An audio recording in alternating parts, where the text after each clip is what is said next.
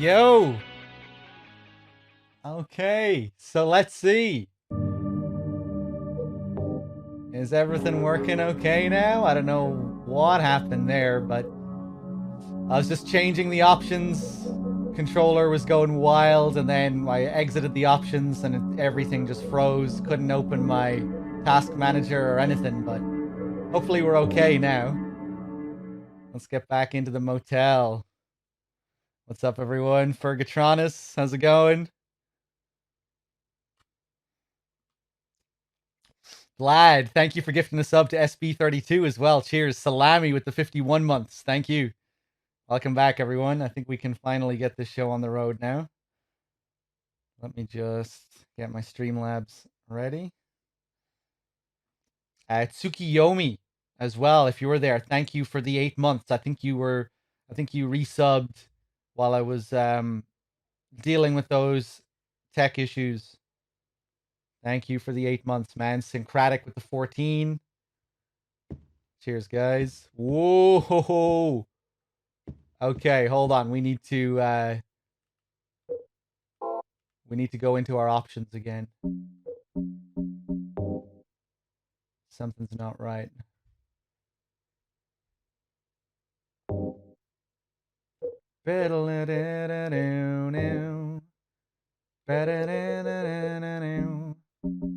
$3D.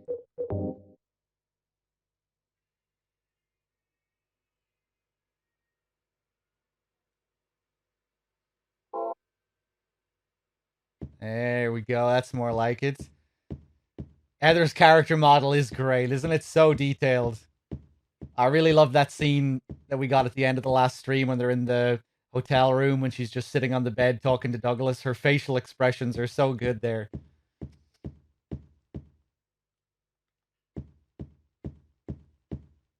Okay. Quick thing for the next time you play the remake, you can toggle 60 FPS from the main menu options. I see. Was I not playing it in 60 FPS? I thought I was. I was at 30. I didn't even notice.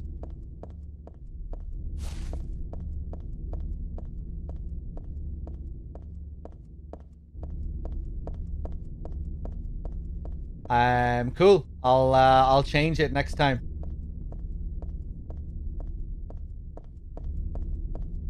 I guess it was hard for me to tell, just given that we're moving through pre-rendered backgrounds, you know? I'm not seeing much movement apart from my character model. And I'm not seeing too many enemies because they're all fucking invisible. Yeah, I didn't even notice.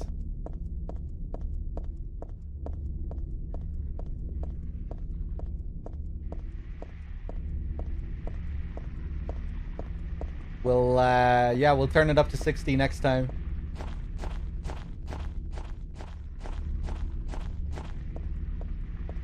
Hey, what's up, Storm? How's it going?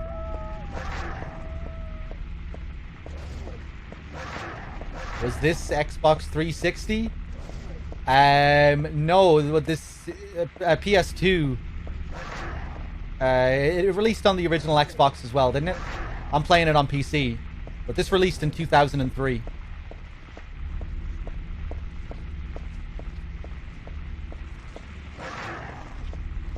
Alright, so we're just headed for the hospital, although we will take a little detour. Ooh, what were you looking at there, Heather? Oh, just the enemy, yeah. Just the dog. I want to go to Pete's Bowl-O-Rama just to see if she says anything if we try to go inside.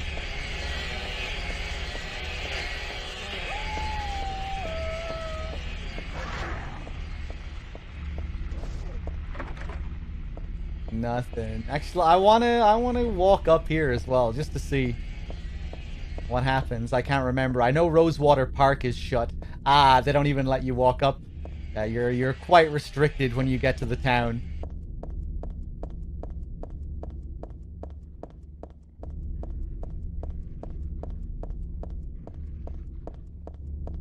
What if we go over here?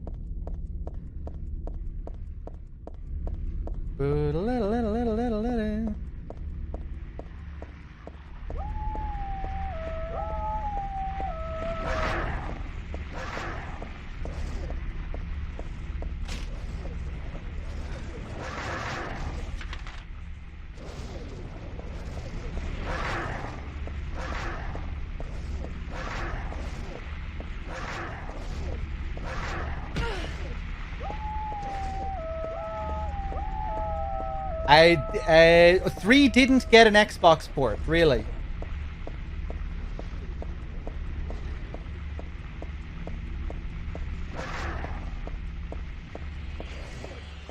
Alright, to Heaven's Knight.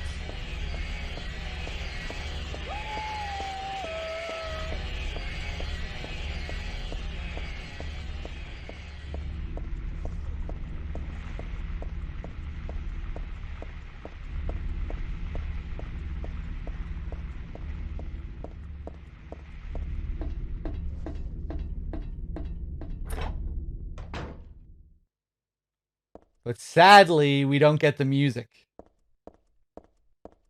I wonder why they made that choice. If they just wanted to...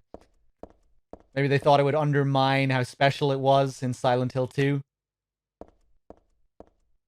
They wanted it to be synonymous with Silent Hill 2 and nothing else.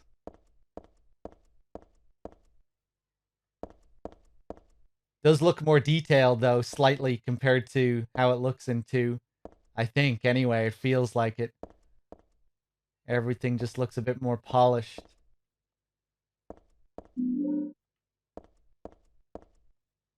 Paradise, huh? It's one sleazy paradise, alright.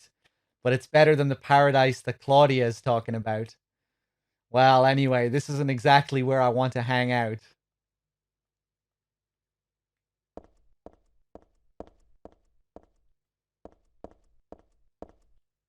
It's a tourism pamphlet. I had forgotten it, but it's true. Silent Hill was originally a resort town. Welcome to Silent Hill. Silent Hill, a quiet little lakeside resort town. We're happy to have you. Take some time out of your busy schedules and enjoy a nice restful vacation here. Row after row of quaint old houses, a gorgeous mountain landscape, and a lake which shows different sides of its beauty with the passing of the day, from sunrise to late afternoons to sunset. Silent Hill will move you and fill you with a feeling of deep peace. I hope your time here will be pleasant and your memories will last forever. Editor, Roger Widmark. We read this exact same note in Silent Hill 2. It's kind of funny how you can apply the dialogue to both James and Heather regarding memories. Kind of feels like a little allusion to both characters, as both characters deal with memory issues. The lock is broken. If we had a Silent Hill 2 saved for the game to recognize, we would find a poster here advertising the return of Lady Maria. But she looks completely different to the Maria in Silent Hill 2. She has dark hair. I'll have to make sure we do that on the next playthrough so I can show those little things that get added if you have a Silent Hill 2 save. I think you have to have a completed file, yeah. And I do. I have, I was playing the PC version the other day, but however my games are organized, this just isn't recognizing that save that I have. Might have something to do with the enhanced edition, but yeah, I could, like, download a save and put it in, one of Silent Hill 3's folders or something, I'm sure.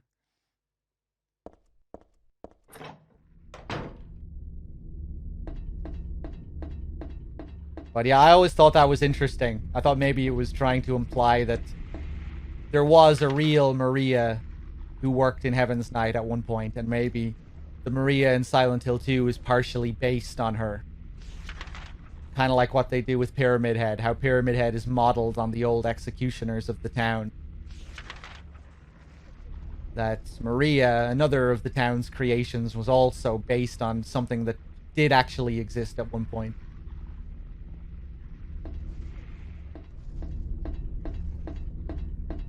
Silent Hill 2, Garen.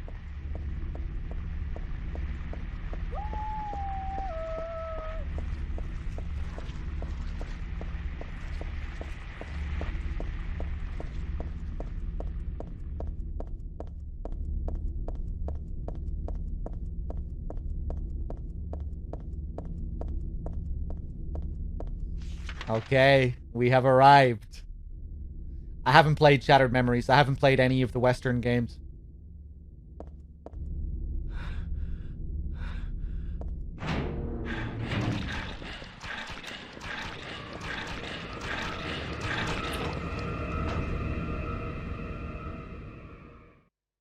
The fucking breathing of these nurses always gets to me. It's anxiety-inducing.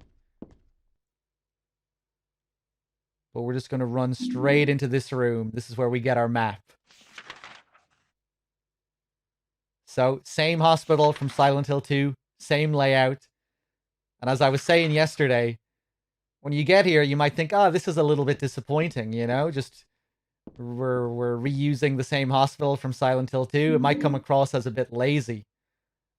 But as we get further into the hospital sequence, it feels less and less lazy as you make your way through, because you go to loads of new rooms, and a lot of the Otherworld hospital has its own unique aesthetic going on that you don't see in 2 at all, with loads of detail and environmental design and assets that you never see in Silent Hill 2. So it's like they use the same blueprint, but everything else is different. Or most things are different. This room right now, though, this is more or less the same.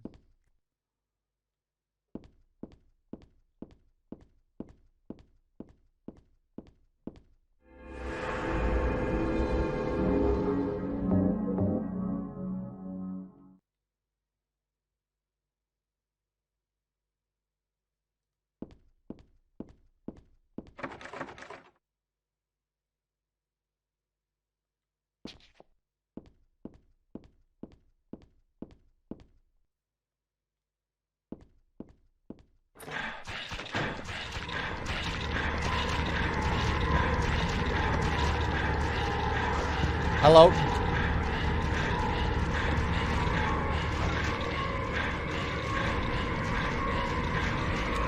Okay, I completely forget what the deal is with the doors here.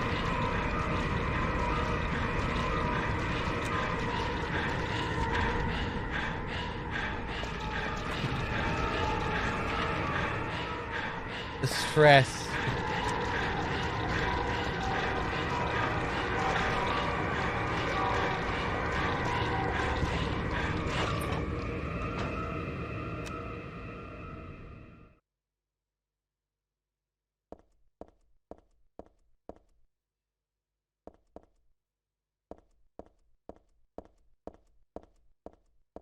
I'm controlling the camera. Like when you see the camera spin back behind me, that's me doing that purposely. And stuff like that. Zooming in like that to look at things up close.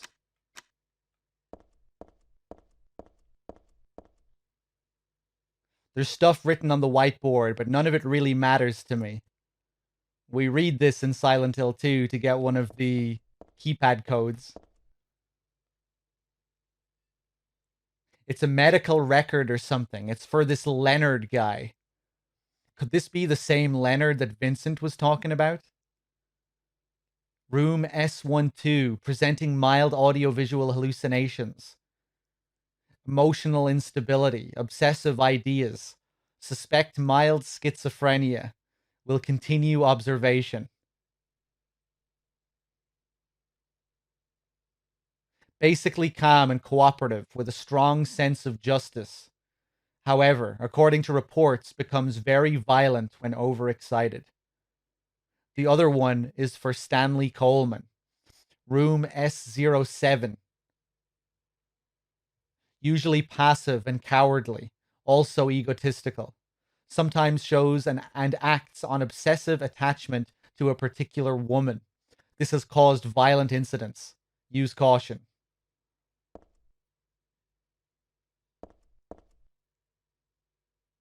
There's nothing of interest on top of the desk. There's a memo posted on the refrigerator. Food only. Do not store drugs. I wonder if it's okay to store health drinks in here. We get a free health drink.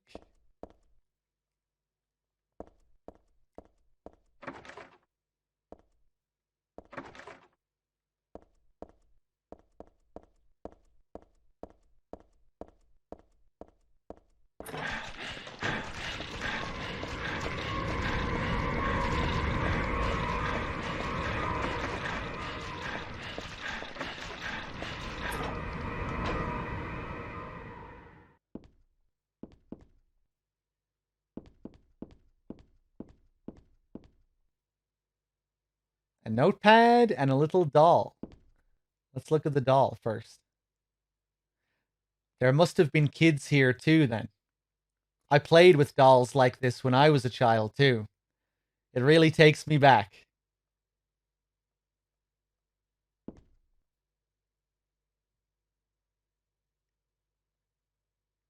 This day has finally come. That's right. The day when you and I will meet. I was always thinking of you here in this gloomy cell. I never even knew your name or face until today. But now I know. I know you're the one I've been waiting for. And haven't you been waiting for me too? That's why you came to rescue me. Oh, how I love you, Heather. I want to give you my prize doll I made to commemorate our meeting, the start of this everlasting love. Ah, I can already see your smiling face. Stanley Coleman. So now begins the saga of Stanley Coleman, the patient that we just read about in that other room. Now let's take a look at the doll after reading that.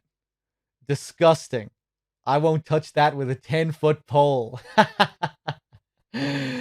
So it's quite easy to miss her first remark about the doll, because if you read the note and then look at the doll, she won't talk about how she used to play with dolls just like that and how it takes her back, and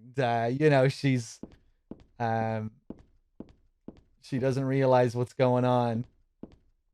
But once she sees this message addressed to her, it's a whole different story.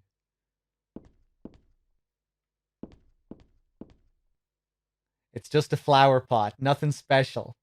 I don't know what kind of plant it is. Are Heather and Cheryl the same person? To an extent. Heather is a reincarnation of Cheryl. And another girl.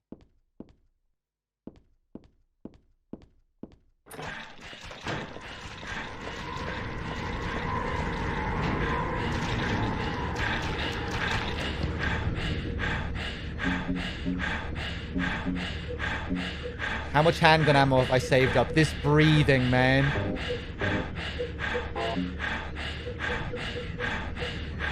Loads.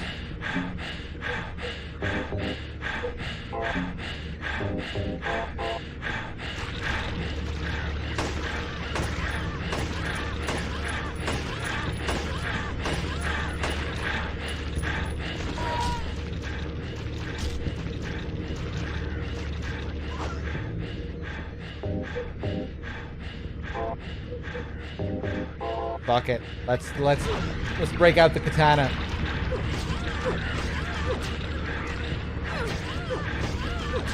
Oh! Nice.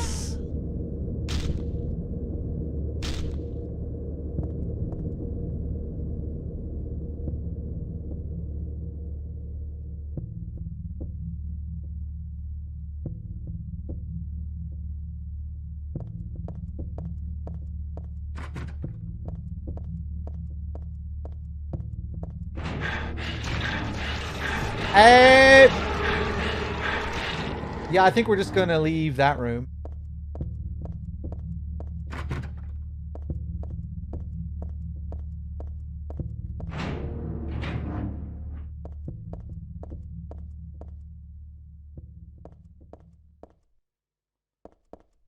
Another message from Stanley.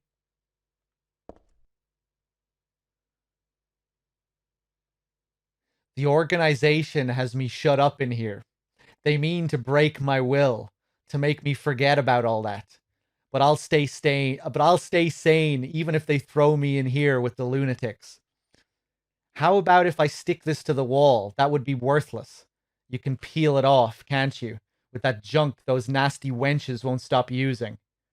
If a thing has no meaning, there's no reason for it to exist at all. Just as you exist for me.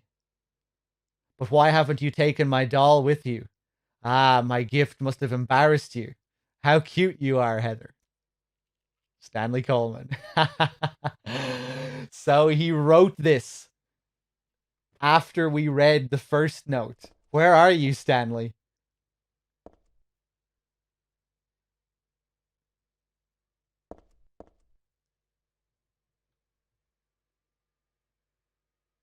It'd be one thing finding another note from him, but another note that's in response to us not taking the doll. Let's take a look at the wall here. There are a lot of things stuck to the wall. A cookie, a toothbrush, a spoon, a Christmas card, a clock. Whoever it was probably used glue. But why do this in the first place?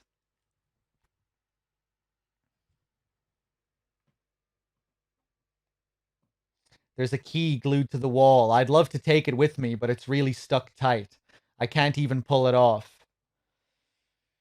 Cheryl is the other half of Alessa's soul, yeah. That split when she was burned.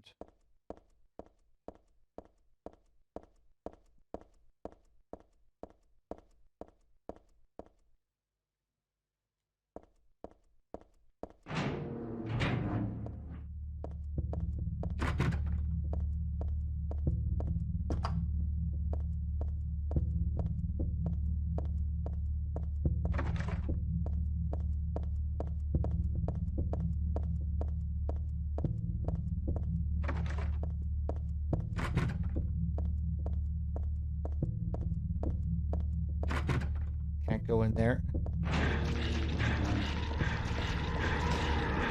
Oh, yeah, we don't take the stairwell yet.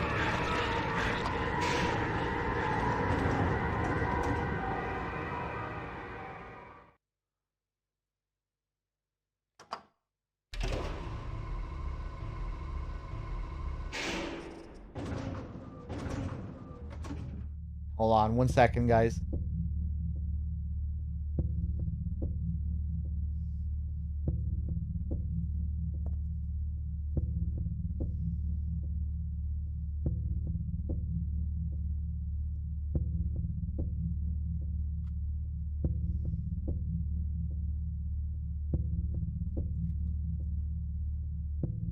Love the ambient sound here, man. So tense.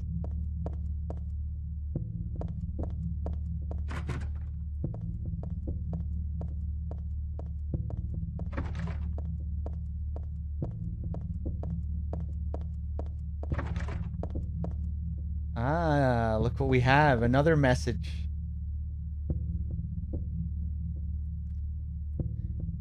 You may not yet have realized your own true feelings, but you sense them unconsciously. And so you're trying to get closer to me. That's a virtue, the path to paradise. If the door is locked, open it. Use the password for the prison gates. Doctor, I forgot his name. Anyway, that quack has it posted. He should be here too. I mean, 4 numbers would have been good enough, but he kept on going. Isn't it a shame? I'm not there. Aren't you irritated? I long for you, but you're so cruel. Still, I want you, Heather. Stanley Coleman.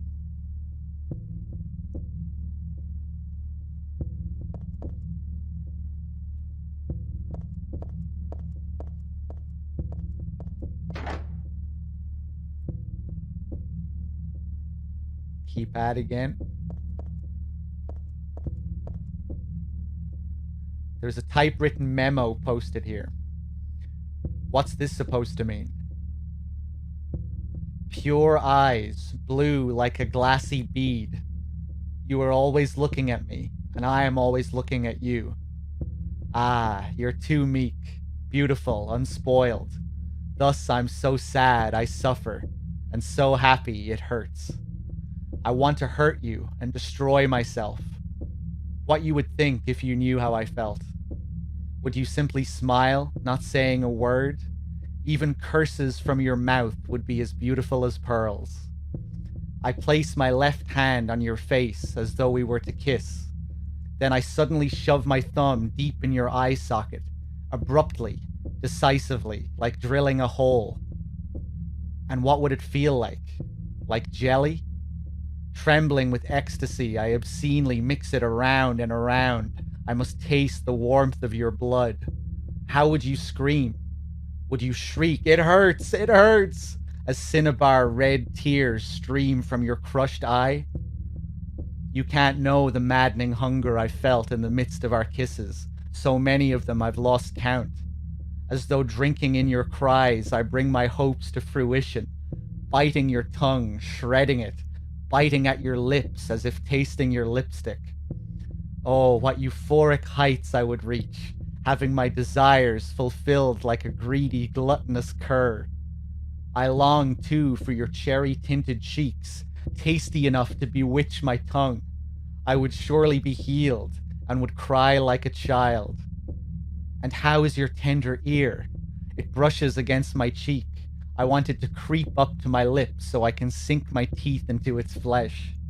Your left ear, always hearing words whispered sweet as pie. I wanted to hear my true feelings. I never lied, no. But I did have my secrets. Ah, but what must you think of me? Do you hate me?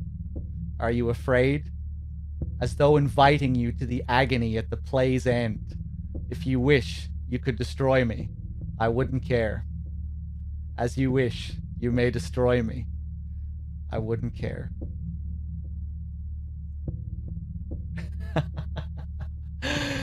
Well, that's something, isn't it? Not signed by Stanley Coleman, though. But that is surely what everyone assumes when you read it, right? After reading these diary entries from the obsessive Stanley Coleman as he lusts after Heather, you would think this was written by the same guy, right? Seems likely. I love the turn it takes. You know, we read a couple of verses here, and then I place my left hand on your face as though we were to kiss, and I suddenly shove my thumb deep into your eye socket, abruptly, decisively, like drilling a hole.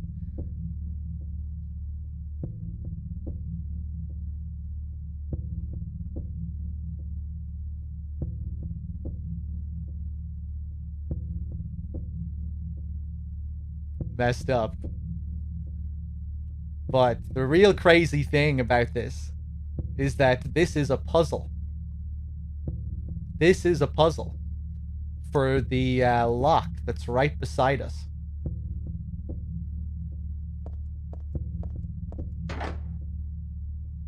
See this keypad right here?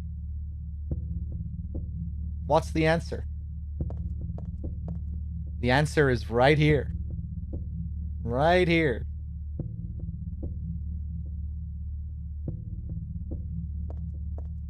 Let me just check the rest of these rooms before we continue there.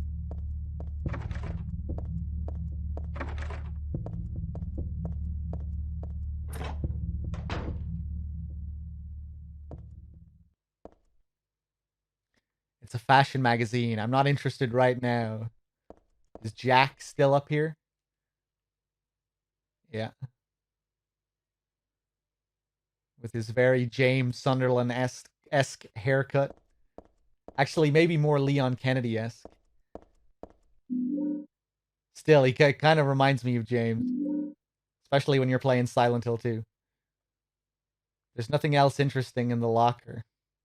Oh man, my health.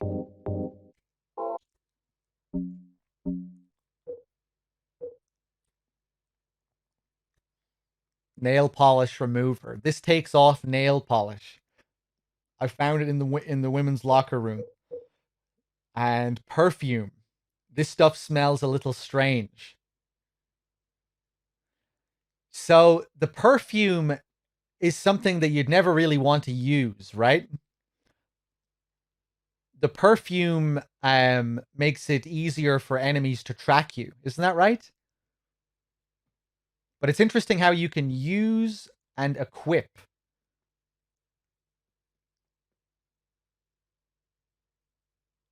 It doubles the aggro range. Yeah, which is pretty nasty.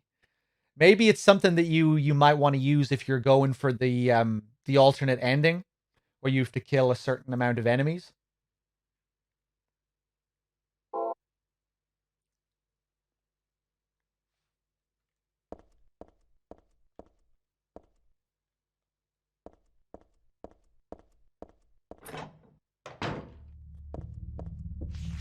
Let's take a look at the map.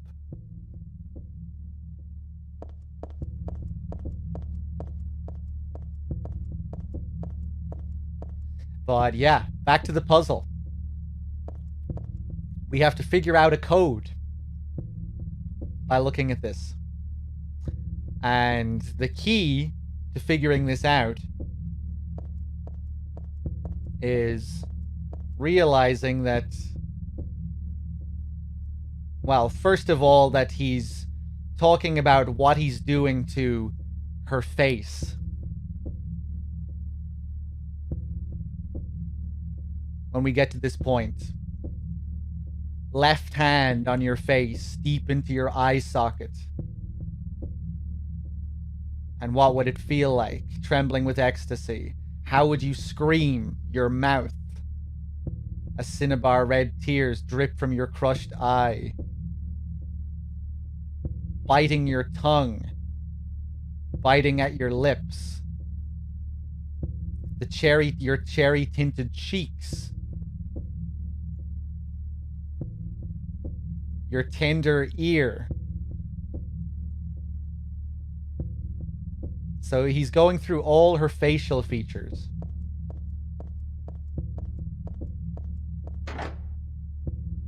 So what's going on is that this keypad represents Heather's face.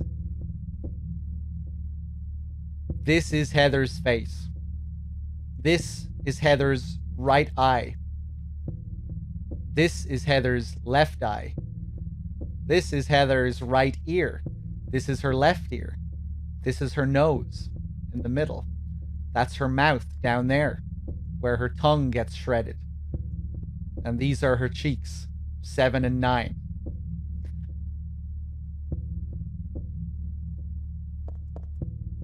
Pretty messed up. Pretty messed up, but that's how it is. Someone said in the chat a few minutes ago that it was the note about the left ear that that got them to figure out what it was, what was going on. Like, why would they specify left ear? Again, if you're not thinking about it in terms of a puzzle, you might just think, well, it's just a crazy guy talking about his obsession and what he's going to do. But after a while looking around here, you'll probably come to the conclusion that this is a puzzle. There's not much else to do here. There's no other puzzle piece to go off on. There's nothing else that that would make you think it's related to this keypad. Maybe you might think Stanley Coleman's other notes relate to it. But yeah, it's pretty damn obtuse. Yeah, I didn't figure this out legitimately when I played hard mode for the first time. Although I don't think I even gave it much of a try. I think I gave up with the hard mode puzzles fairly early on. I kind of wish I didn't, but I guess I was quite young as well. Yeah, I got stuck on the piano puzzle as a kid. I played Silent Hill 1 when I was like 8 years old.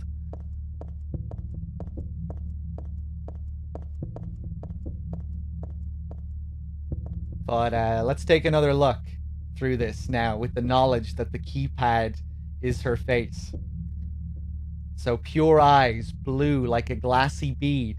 You are always looking at me, and I am always looking at you. I guess this could be, you could look at this as being another hint. We're looking at the keypad. We're looking straight at it. We're looking straight at the face. Perhaps. Like we're looking into a mirror when we're looking at the keypad. Maybe it's supposed to have a double meaning there, because this is just an introduction to the puzzle. This doesn't relate to any of the numbers that we get. Not until we get to the part where he's talking about her various facial features and what he's going to do to them. Ah, you're too meek, beautiful, and spoiled. Thus I'm so sad, I suffer, and so happy it hurts. I want to hurt you and destroy myself. What you would think if you knew how I felt. Would you simply smile, not saying a word? Even curses from your mouth would be as beautiful as pearls. And this is where it begins. I place my left hand on your face as though we were to kiss. Then I suddenly shove my thumb deep into your eye socket. I guess another hint would be the fact that he's using his actually no, that's not consistent, is it? I was going to say he's using his fingers throughout this. But no, he bites her tongue, right? So, no, you don't even have that to really give you a hint. But yeah, I place my hand on your face as though we were to kiss. Then I suddenly shove my thumb deep into your eye socket, abruptly, decisively, like drilling a hole. So it's either going to be 1 or 3. If 1 and 3 are the 2 eyes.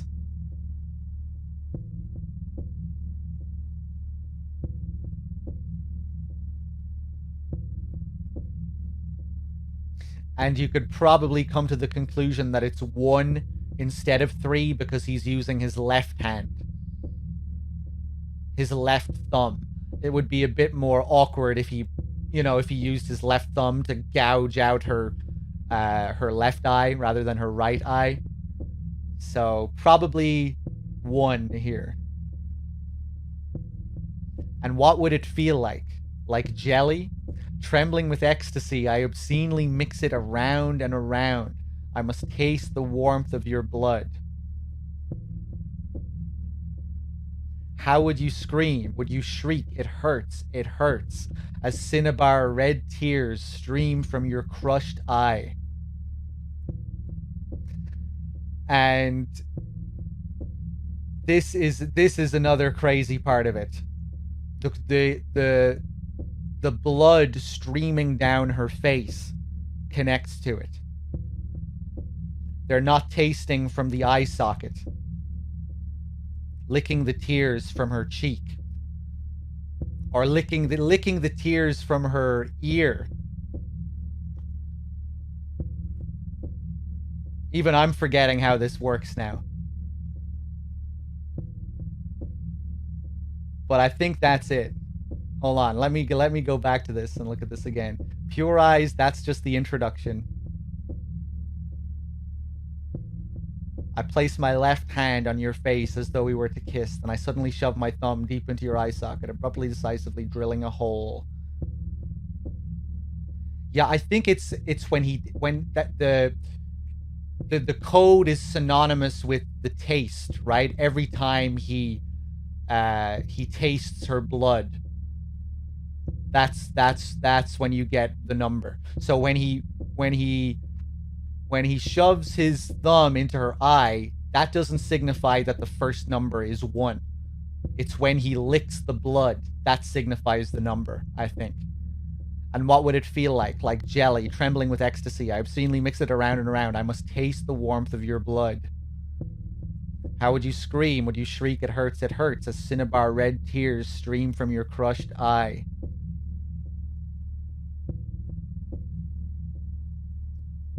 So, if the blood from number 1 is streaming downwards, it would move down to 4 and 7, right? So I think the first number has to be either 4 or 7.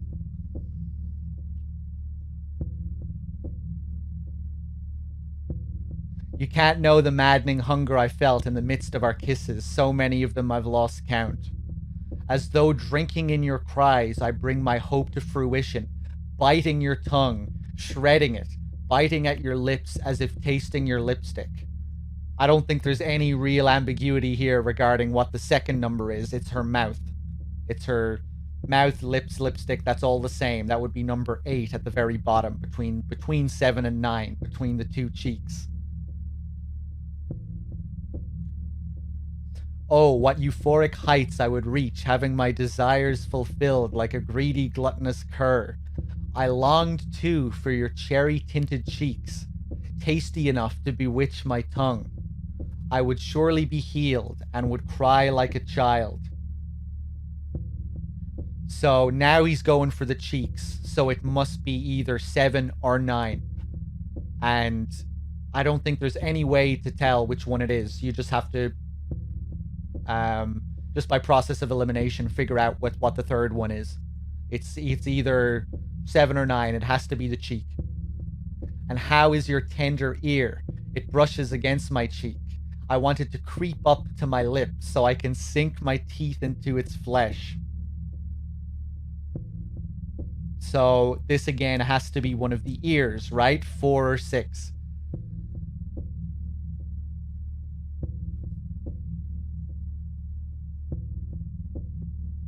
Your left ear. So we get the exact ear this time. No ambiguity. Your left ear, always hearing words, whispered sweet as pie. I wanted to hear my true feelings. I never lied, no, but I did have my secrets. And then that's it. Now we just get his sign-off. Ah, but what must you think of me? Do you hate me? Are you afraid? As though inviting you to the agony at the play's end. If you wish you could destroy me, I wouldn't care. As you wish you may destroy me, I wouldn't care. Okay. So I think we have it, more or less. Each time he tastes one of her, each time he Each time he tastes a part of her body, that's the code. A part of her face, that signifies a number. I think the most ambiguous section is the first number. I place my left hand because you might think that it's one of the eyes, right? But no, it's when he licks the blood that streams down from her eye, which either lands on 4 or 7, either the right ear or the cheek.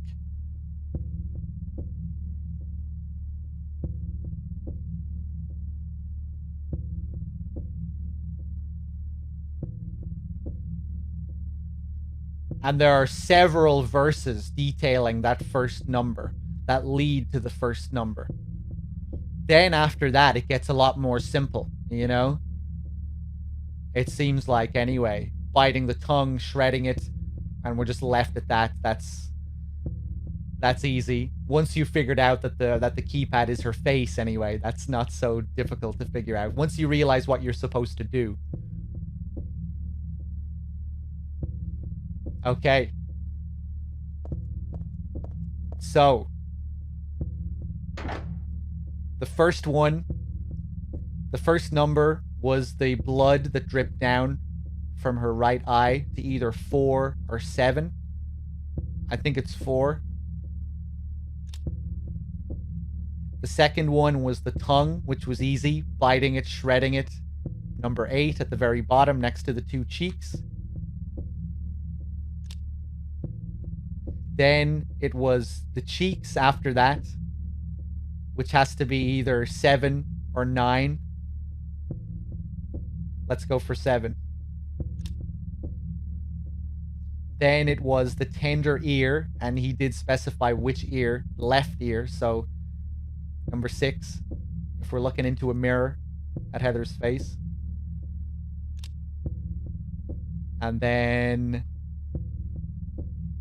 oh, we fucked it up. We picked the wrong cheek. It was 9. So 4, 8, 9, and then finally the tender ear.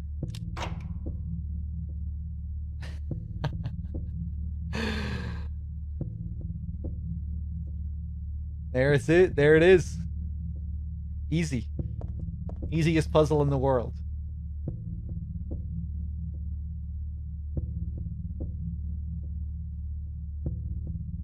Really disturbing as well. You know, imagine reading this, coming to the realization, wait a second.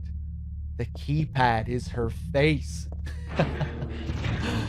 Whoa, hold on. Let me go back.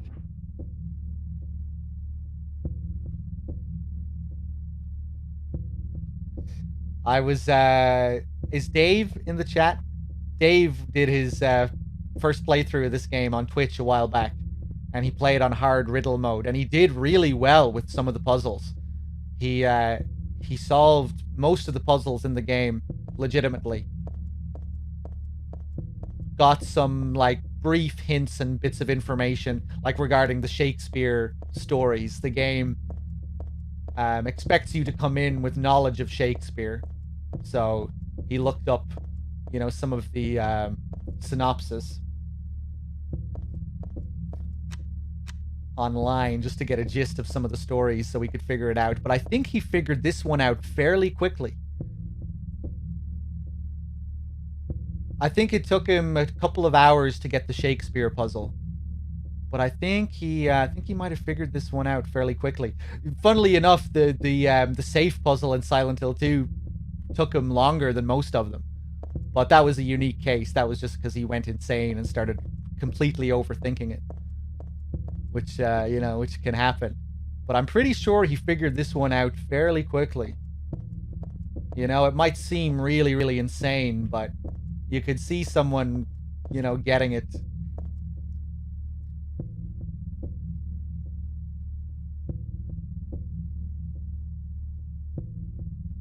You know, when you just think, when you know that this is the puzzle. Right? And it's all about him tearing apart her face. What is, like, what could it be? You know, what are our options here?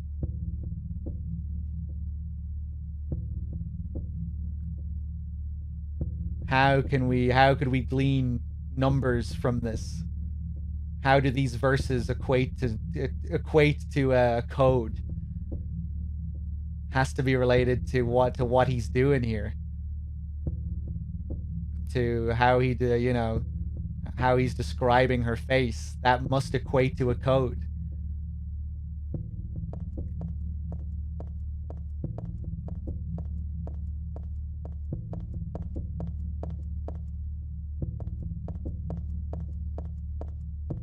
Crazy.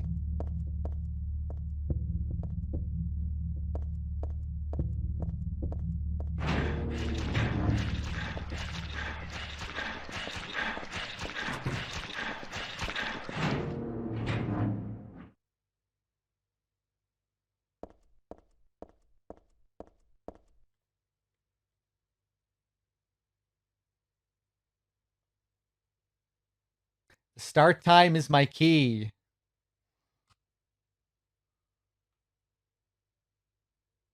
Hold on a second here. Ooh, Procedure, you're not telling me to hurry up, are you? You're not being really obnoxious in the chat, are you?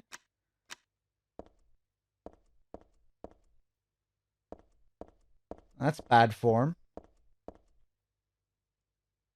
There's a medical record here. Could this be for the dead guy? Background, unknown. Name, age, unknown.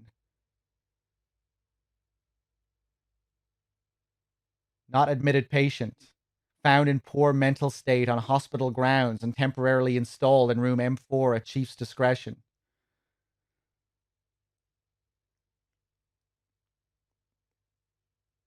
Died late tonight from blood loss due to severed carotid artery.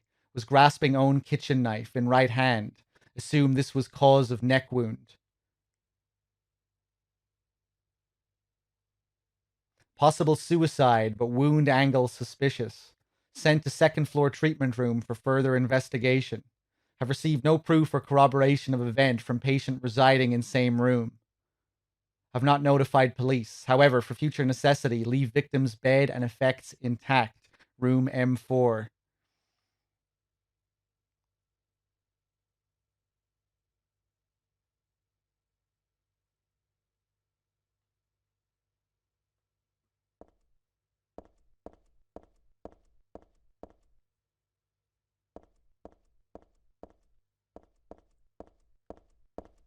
Let's take a look at the foot. Margaret, let's swear our love until death do us part.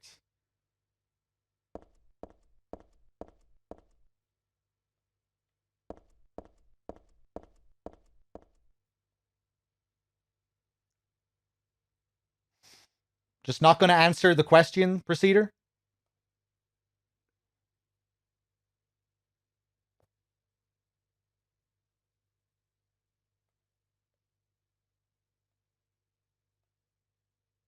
Room M4. Okay, let's keep that in mind.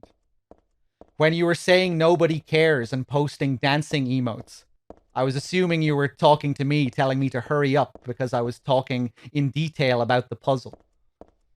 Standing there going into detail regarding how you figure out the puzzle. So I assumed that was you being obnoxious in the chat, saying that nobody cares about this info. Is that not what you were saying?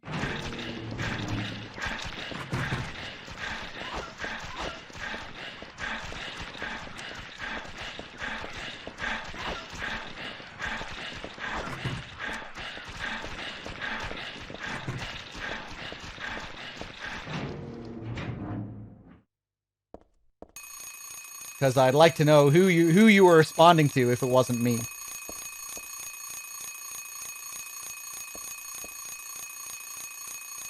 Nobody cares how long Dave spent on these puzzles. Ah, okay. Well, that's very rude. You can go fuck yourself. Here, have a 24-hour ban. Nobody cares about what you have to say about Dave finishing those puzzles.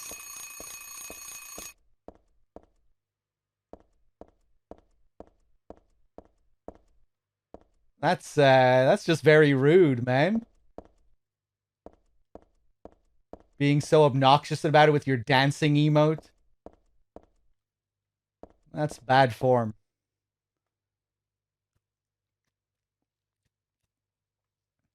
I timed out Salami. Timeout Proceeder. Timeout Proceeder.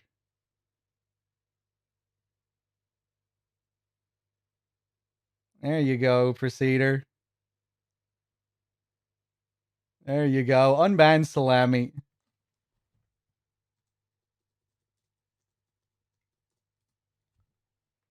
Sorry, Salami. You got caught in the crossfire.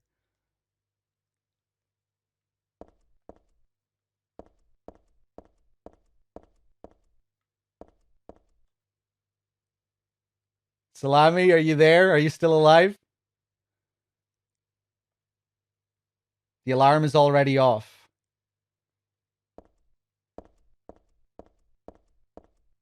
Yeah, I'll remod him when he shows up in chat next time. Hey, there you go.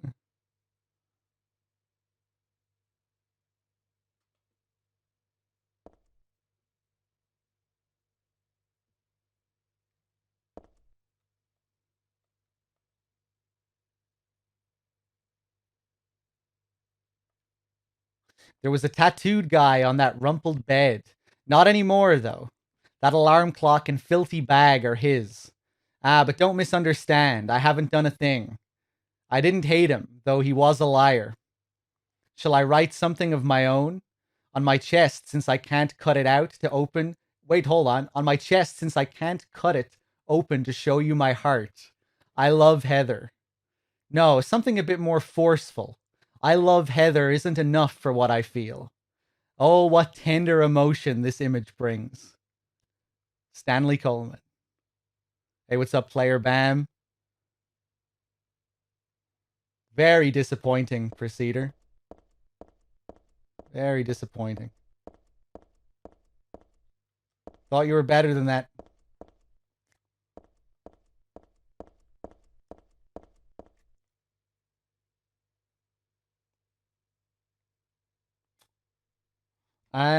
Let's see.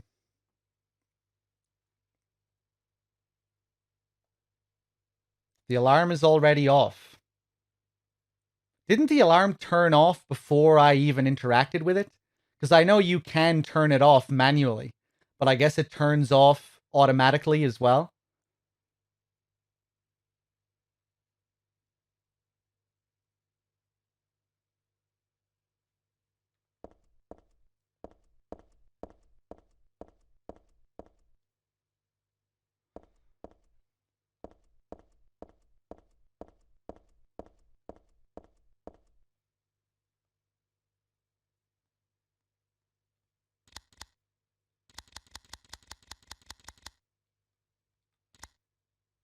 Hold on. What was it?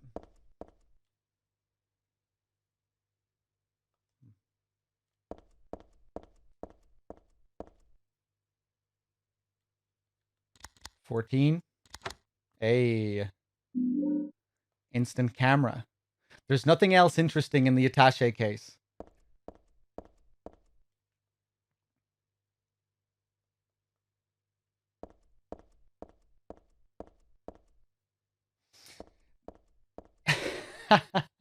S-Fan, the nature of the emote isn't important. What is important is that I was talking about something and a regular viewer in the chat said, nobody cares, dancing. While dancing. Isn't that just incredibly rude to tell the streamer that nobody gives a fuck what you're talking about?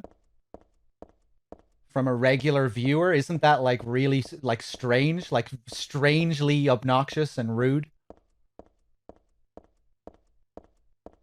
When you're used to seeing someone behave themselves? Maybe he's drinking or something. I don't know, maybe he's drunk.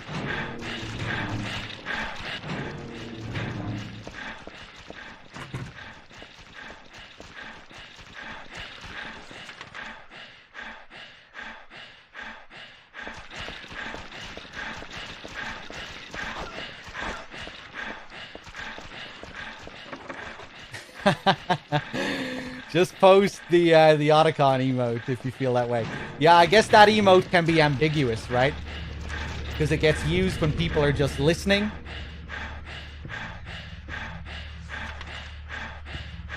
Because you can't tell. You can't tell if they're using it because they're bored or if they're just chilling and listening.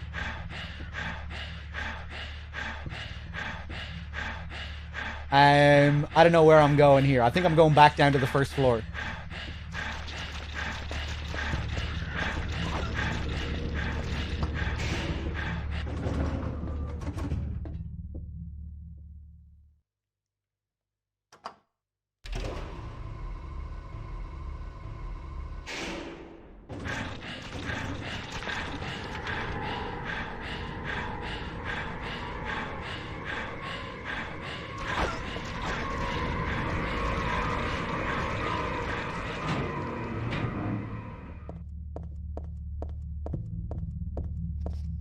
What fascinating theories.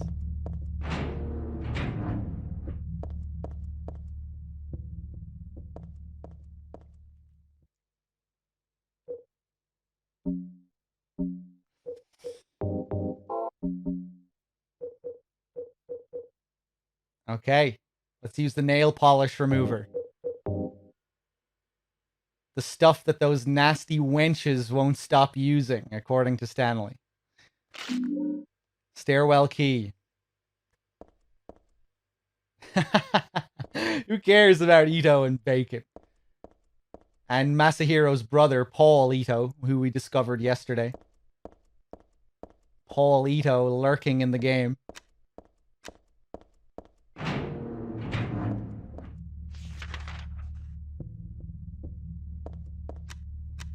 Okay, we have the stairwell key.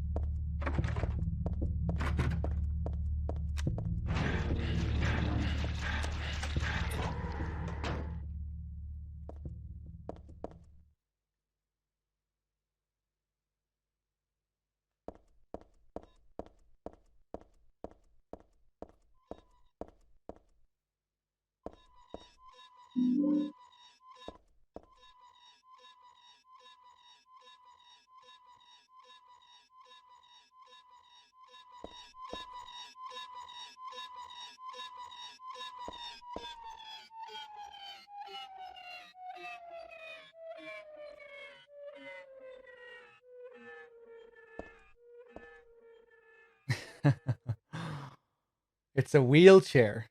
Where's the person that was using it?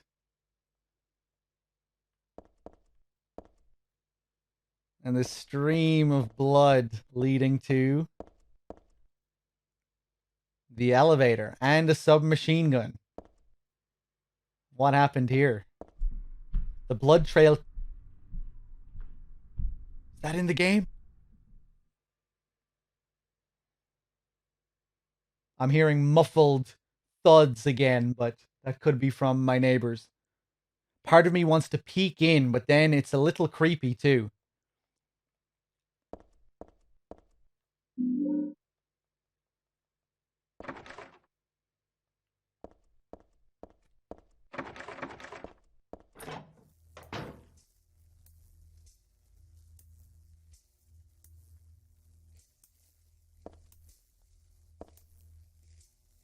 It's all just junk. I don't think there's anything important here.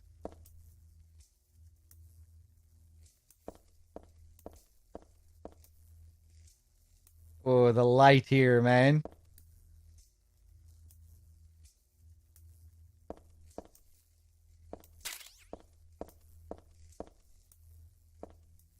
I've always been such a sucker for flickering lights like this, especially in horror games. One thing I love about the first Dead Space in particular. I guess there's a lot of it in Dead Space 2 as well.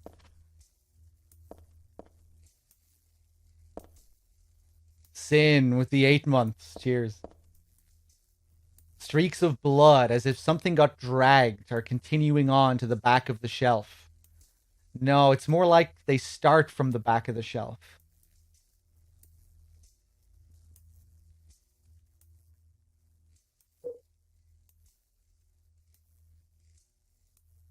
Unlike a normal camera, you can see the developed photos right away. Well, what if we try and take a picture?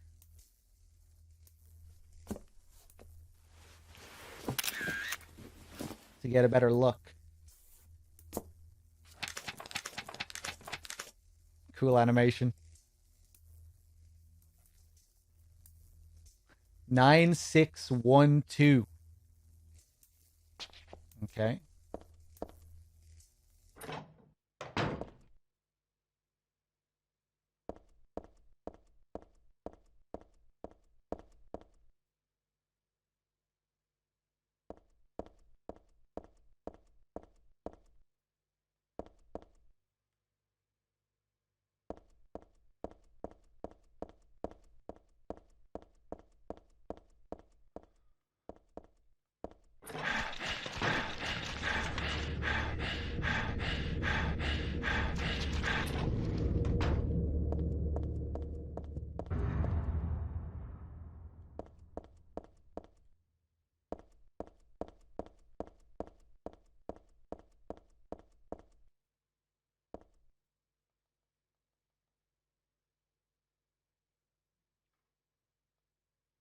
I also like the rooftop. It makes me want to fly.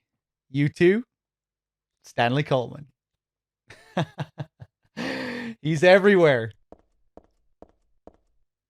We can't escape him.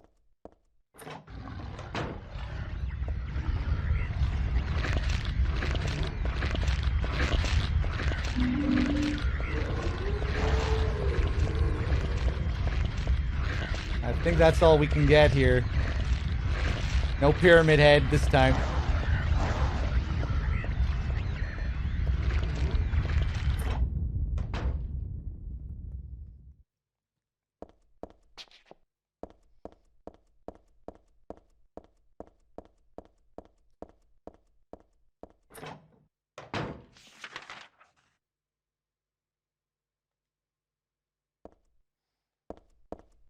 Oh yeah, I forgot to point out, even though it was pretty obvious when we were in room M4 with the clock, it obviously tied to that guy in the other room, the examining room, where it said where he had that tattoo. The start time is my key or something like that. Even though you really don't need that extra little puzzle piece to figure out what to do. It's kind of weird, but yeah. I guess that was his room.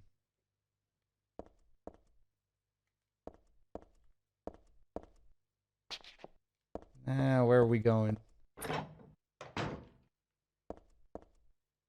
There's a memo on the wall. Punishment for brutality towards patient. 12 hours confinement in the special treatment room. Dismissal policy no longer in effect. Contact the chief if you have any questions. There's something handwritten on top of the typewritten sentence. The trick is not to leave any marks. And one other thing. This looks like it was written by a different person. The chief is a pervert. Christie would have been better off if she had been fired.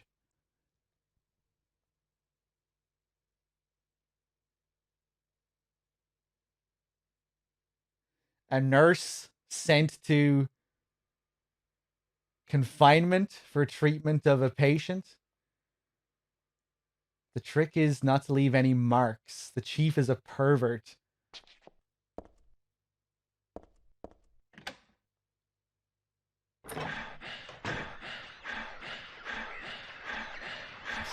Oh, okay. She took her time there.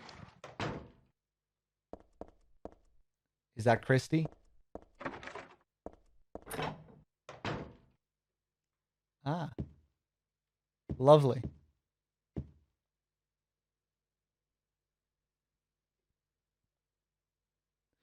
Flowing freely, your ebony hair, like the night sky, scattering fragrance. My heart clamoring in my chest, like a storm, you trifle with it. Your pristine glance, like a feast when you smile. My thoughts disturbed, my breath like opium, it drives me mad. Eric, a great poet who conveys my feelings so well. I shouldn't have let this place get to me. Should never have gone crazy. but it's superbly enjoyable to drown in my love for you. But why won't you accept proof of my love? Don't stand on ceremony now. After all, you and I exist as one. What I give to you is the same as what I give to me. This almost reminds me of, it's making me think again of just Heather and her having multiple selves inside her. You and I exist as one. Alessa and Heather existing as one. What I give to you is the same as what I give to me. Stanley Coleman.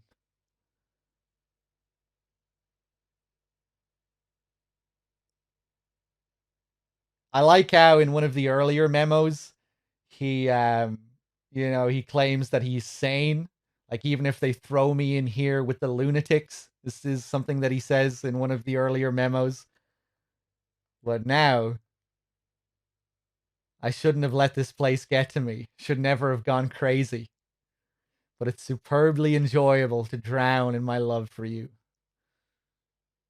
And that tangent. Eric, a great poet who conveys my feelings so well. I wonder if that's a reference to any specific poet.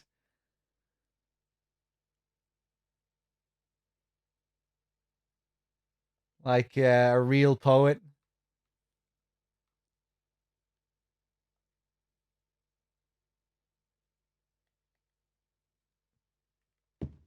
Spooky thing about these memos as well is how they all seem to disappear.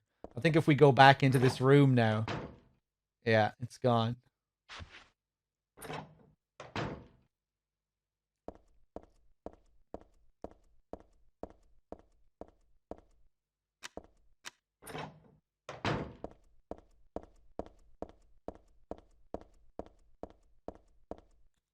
Whoa, camera.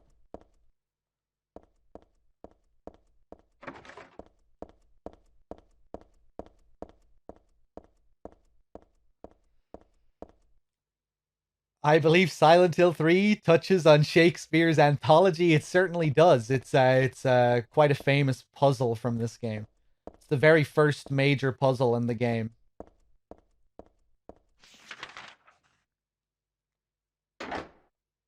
Another keypad. This time it's a bit easier. We found the code.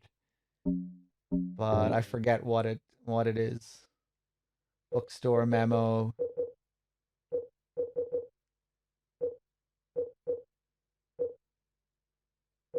Photo. 9612.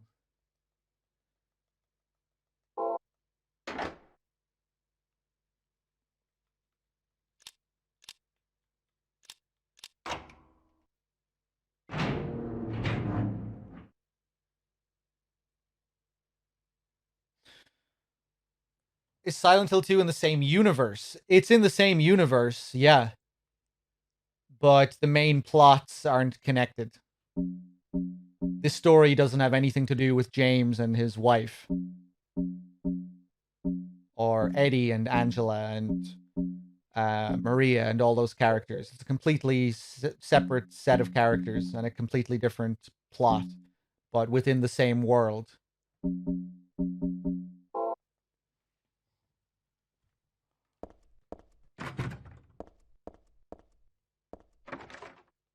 Yeah, this is a direct sequel to Silent Hill 1.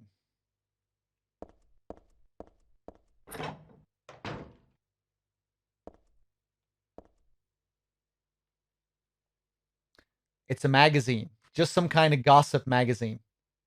Teaching Despair, Hope House. Hope House, an orphanage on the outskirts of Silent Hill. But behind its false image is a place where children are kidnapped and brainwashed. Hope House is managed by the Silent Hill Smile Support Society, a charity organization sometimes called 4S. It's true that 4S is a well-respected charity that takes in poor children without homes and raises them with hope. But at its heart, it is a heathen organization that teaches its own warped dogma in lieu of good religious values. Mr. Smith, who lives near Hope House, had this to say. Sometimes at night I can hear their weird prayers and the sounds of children crying. I went there to complain one time, but they ran me right out. Since then, it hasn't changed a bit. In fact, this reporter was refused admission when he attempted to take photographs in the facility. What exactly do the folks at Hope House have to hide? During my investigations, I was able to discover, however, a suspicious looking round concrete tower, which appears to be part of their facilities. Unfortunately, no one was willing to tell us what the tower was used for, but it seems unlikely that it has anything to do with the business of raising orphans. It may, in fact, be a prison or a secret place of worship. The cult religion that operates Hope House is known by the locals simply as the Order. It's a religion that is deeply interwoven with Silent Hill's history, but its worshippers' fervent belief that they are among the elite chosen people has a dark and dangerous side. I intend to continue my investigation of Hope House and the cult behind it. I've always believed that telling the whole truth and showing the children the true path is our most important duty. Joseph Schreiber. Hope House. I feel like I've heard that name before. Well, that's because Alessa went there as a child. So you might remember this from Silent Hill 4. When I was playing Silent Hill 4 the other week, we read this exact same memo in Silent Hill 4, except Hope House is switched to Wish House. They changed the name in Silent Hill 4. And Joseph is, of course, a much more major character in Silent Hill 4. Just the writer of this article in Silent Hill 3. That's all we get from him, and then he becomes a pretty major character in 4. Schreiber is just German for writer. Yeah, they do that a couple of times, I think, like with Kaufman in Silent Hill 1, which I think translates as businessman or something along those lines. And he's always walking around with the briefcase. Defines his character. Merchant or businessman, right? Tissue and an alarm clock. Huh. The clock's broken, but otherwise no big deal.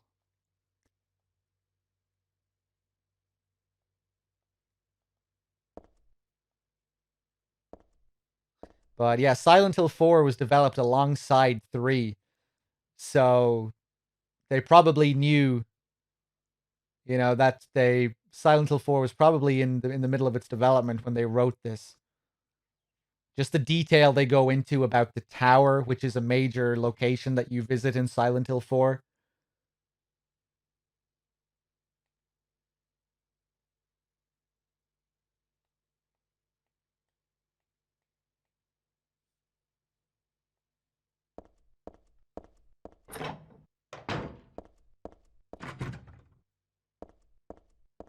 Could also be salesmen.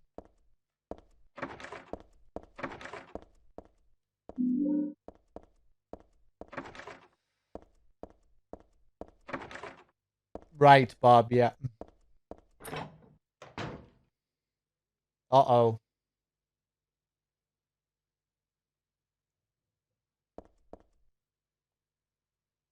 The doll is all torn apart. It's really pretty sad to look at. I wonder who did it anyway.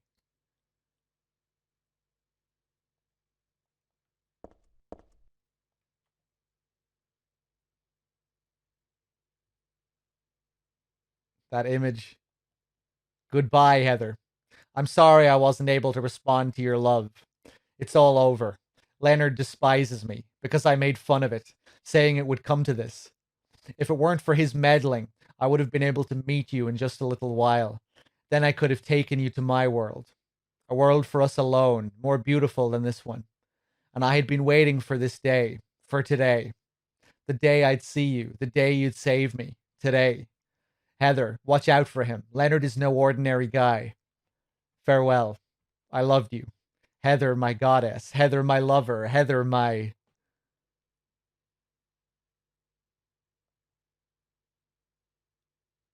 And is that the end of Stanley Coleman?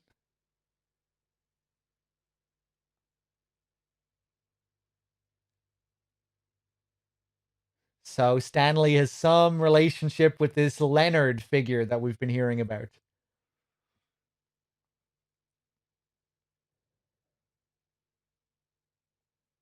Another guy who was locked up here.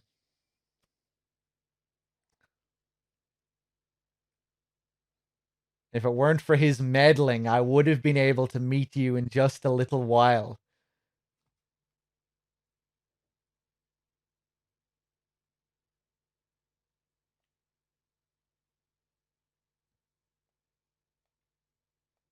What happened?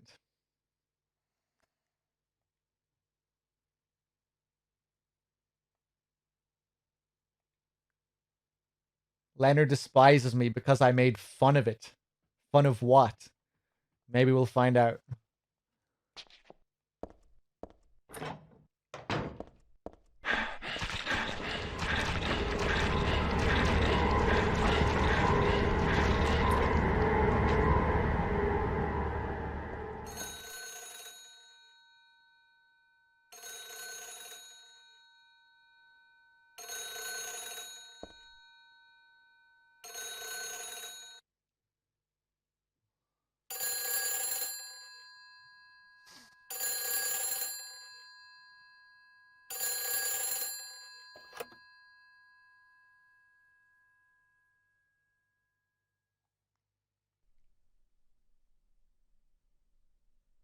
Hello? Claudia. No, I'm not. Don't lie to me, Claudia. You're always trying to run from your responsibilities. Have you come to apologize? Or maybe you still don't realize how foolish you've been. The salvation of all mankind. What a ridiculous dream. Wait, just listen to me for a second. I've heard enough from you already. How did you turn out this way? Where did I go wrong? Listen to me already. I'm not Claudia. You're not Claudia. My name is Heather. Heather. Who are you? Leonard Wolf. I'm sorry. I thought you were my daughter.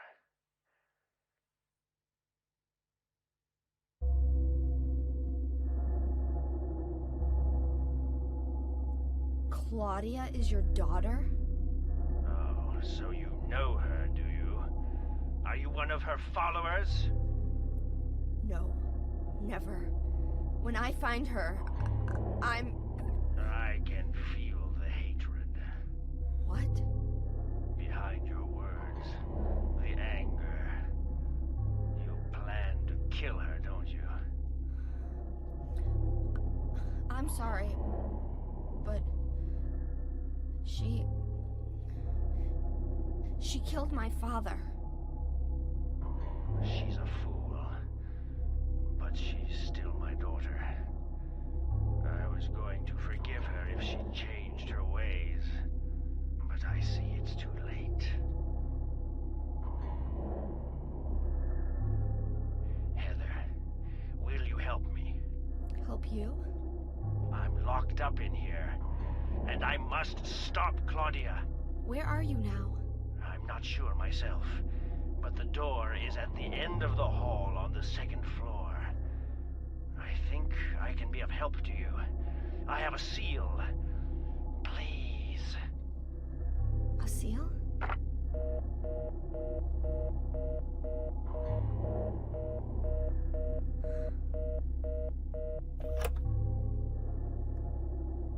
The end of the hall on the second floor.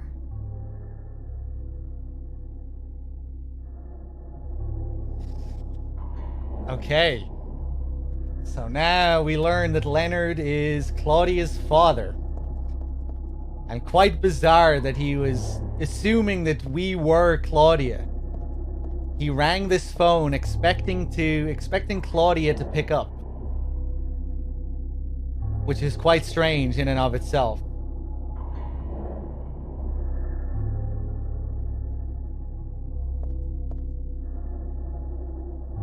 In this completely abandoned hospital. in a random room with a random phone.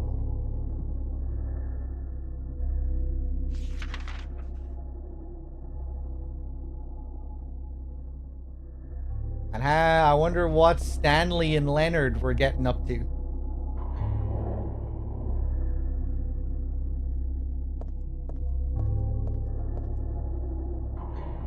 End of the hall on the second floor. One cool thing, I should have showed this earlier actually. Earlier, there's no door at all at the end of the hall on the second floor. And if you look at the map, there's no door either. The door manifests after we talk to Leonard here, and he tells us about this door.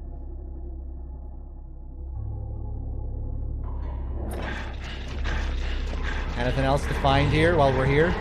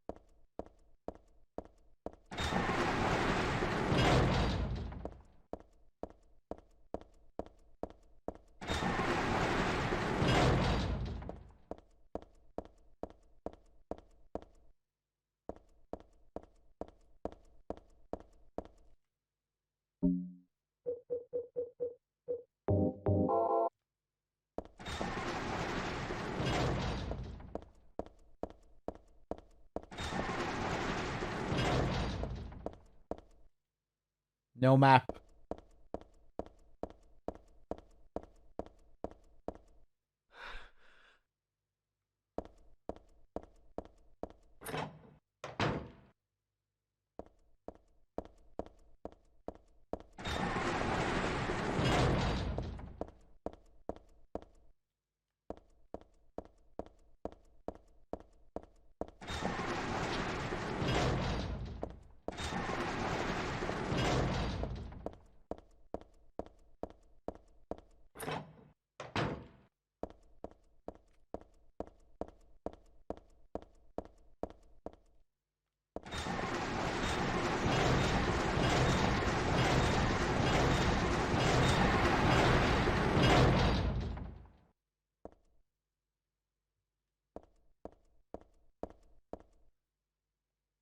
This picture.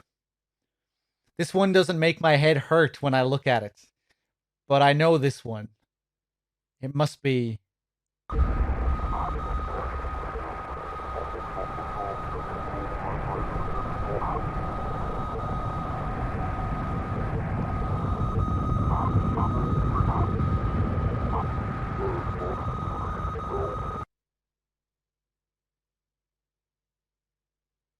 What the hell? Was I daydreaming? No, it was more like watching a video in a dark room.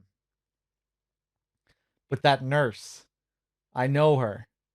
Lisa, who was so heavenly toward me in that hellish hospital room. So I think this is the first time in the game we see Heather speak as if she is Alessa.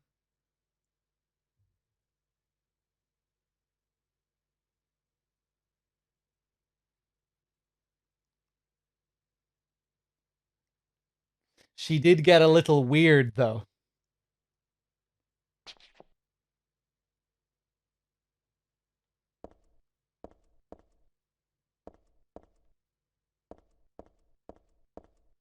Kind of interesting how it's the seal of Metatron on the wall rather than the halo of the sun.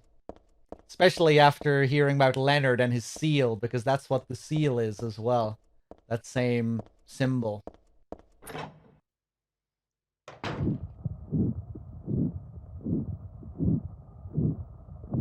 Here we go.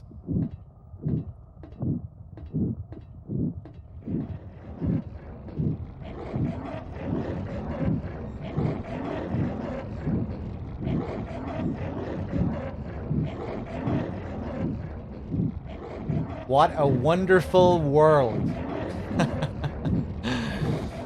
That's what the text spells out. Written in blood on the back. Kind of hard to make out.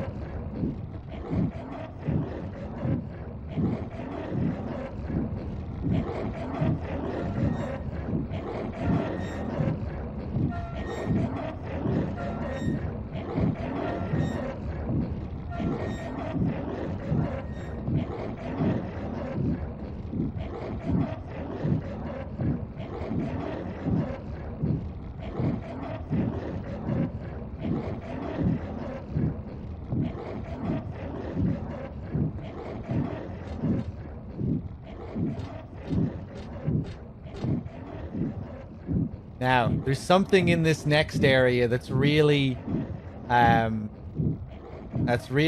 to miss.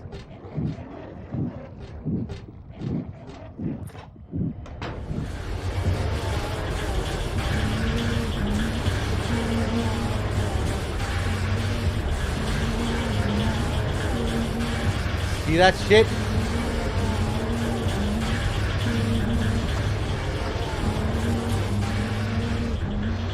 You have to be so fast. But if you quickly go up to the edge there, you can see Valtiel again pulling some kind of nurse into a room, dragging her in. Do I have the option to climb down this ladder again, I wonder?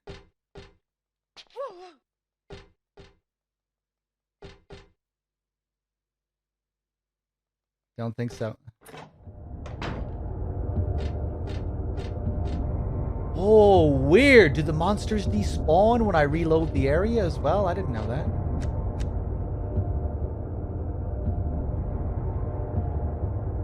Another wheelchair.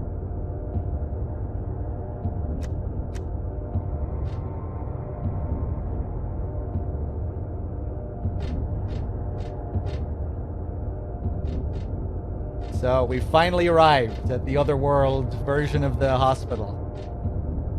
With these burning, bleeding walls. Such a great effect. Really oppressive. It's hard to even make out the doors. There are doors here. We're walking down these hospital hallways again, and there are rooms here, but everything is just drenched in this.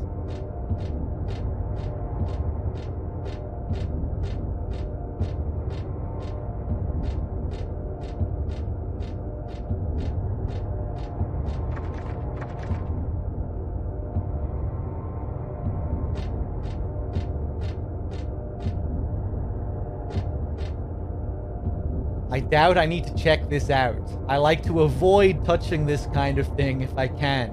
It looks like there's a piece of meat or something on the ground.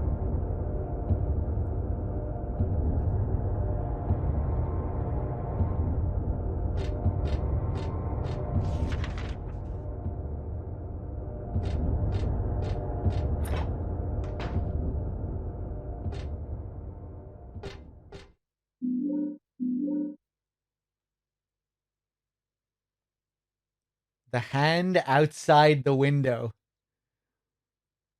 I've always loved this description. That's all we get. Kind of strange. The hand outside the window. I wonder, is this some kind of reference?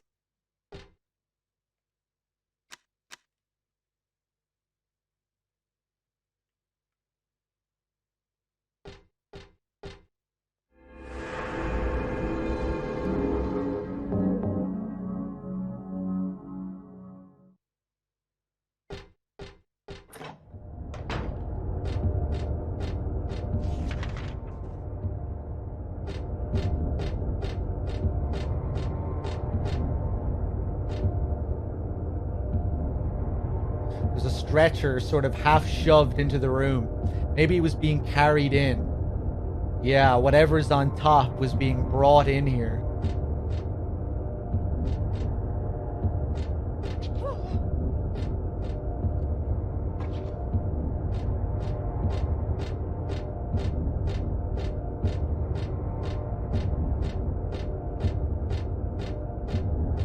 So it feels like, again, everything we're seeing here relates strongly to Alessa, Silent Hill 1 style. Just the burning imagery, you know? Bleeding, burning, and right after we get that Lisa flashback.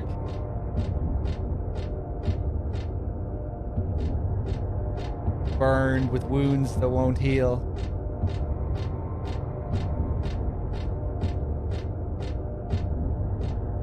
I'd imagine her skin was a lot like this.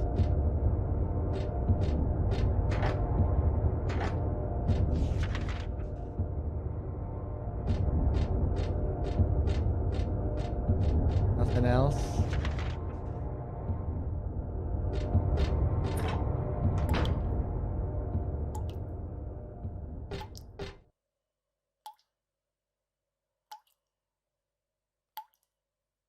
There's a dead body hanging from the ceiling. The blood dripping from it has totally filled the bucket set out below. Who would do this, and for what? It looks like a full-out bloodletting.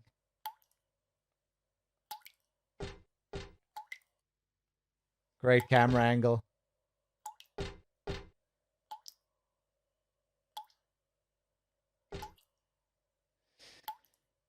These effects are crazy for PS2 era. Yeah, the hospital is something else with just how detailed the environments are and just how much is going on, especially when we transition to the other world now. And yeah, I think those animated textures were quite unique for the time. We'll get some we'll get some crazier ones near the end of the game as well.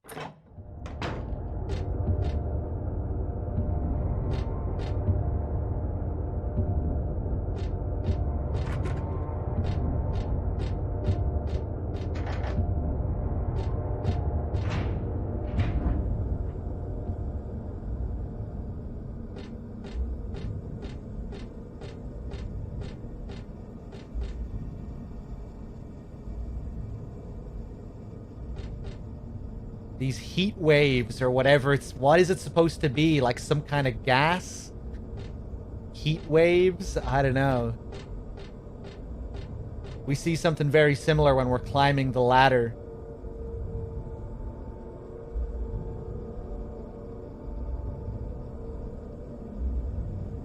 I never did play a Togi, no.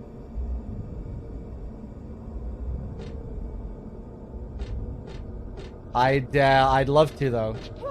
Jesus, go easy.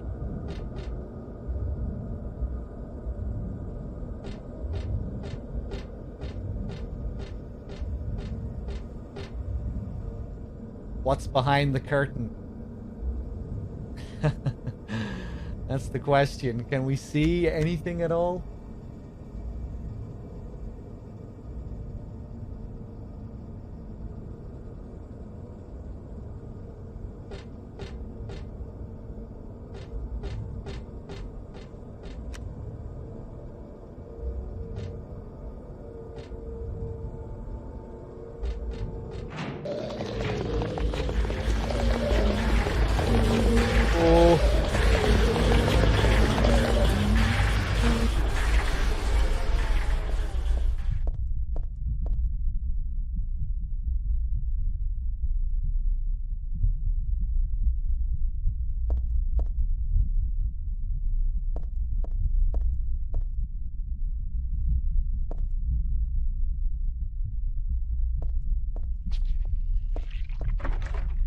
The door won't open. I can't even make it budge.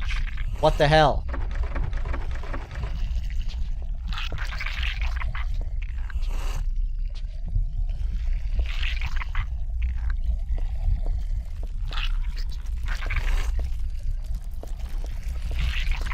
Go!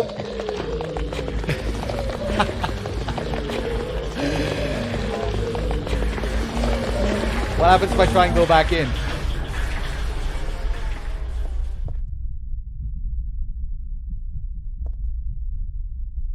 We're cool now? So, when your reflection freezes, that's when the door opens.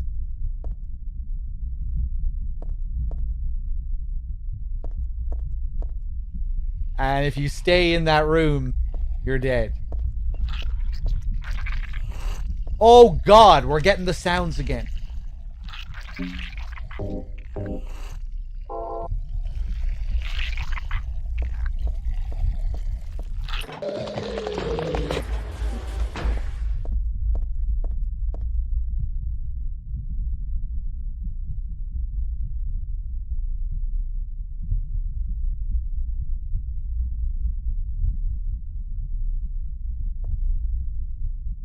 I always thought of this place as a mother's womb, all of the effects in the walls and the heat. I would say that's definitely a part of it as well, yeah. There is a lot of womb imagery, pregnancy imagery.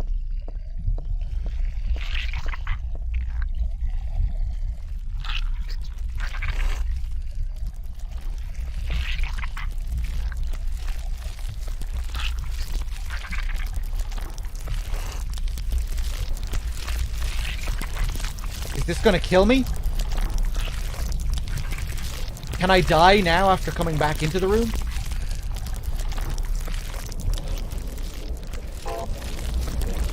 I'm good.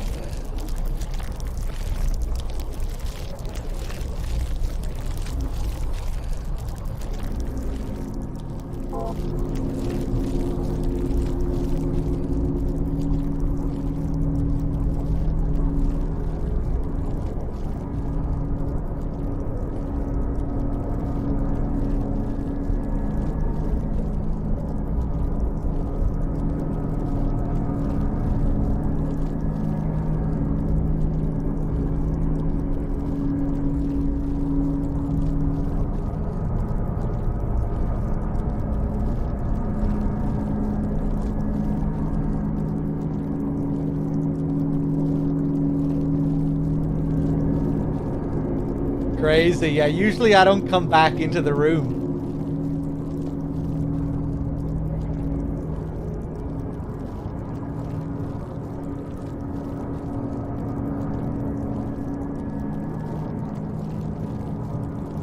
I think that's it.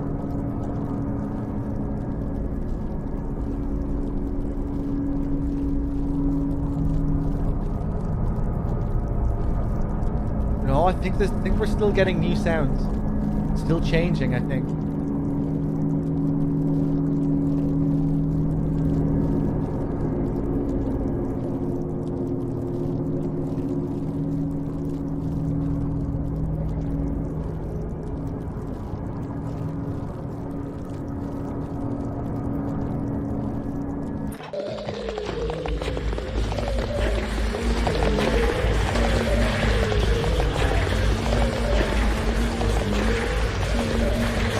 Get away from me!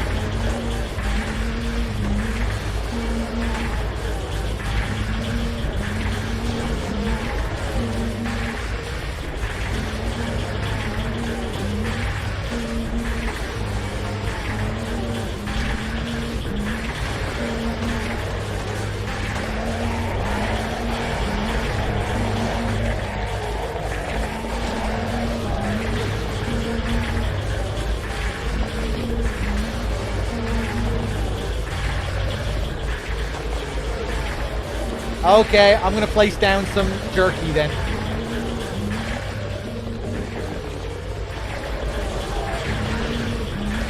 Eat the jerky, please! God, these enemies are frustrating. Fuck off. Yeah, I love getting knocked down repeatedly.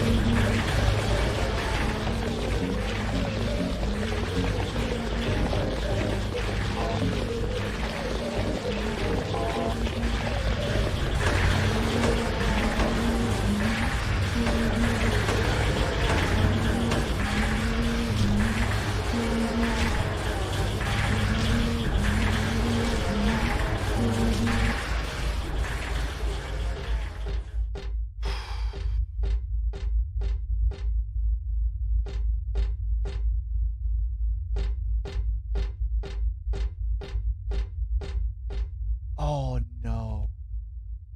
I thought I was on a different floor.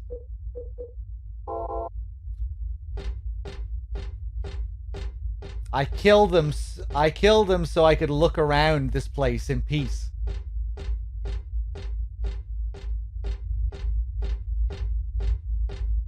But I have no need to really look at anything here. Hey, welcome back, Dave.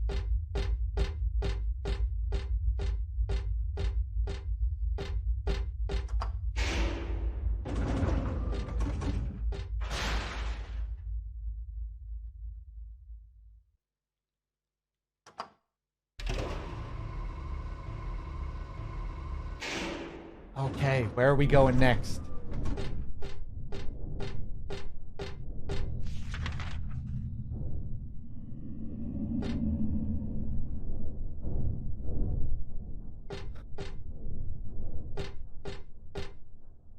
Oh, this thing here.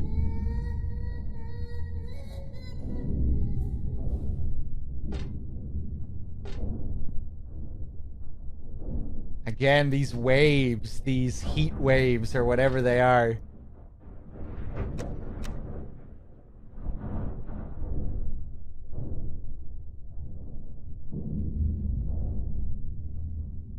Oh my god.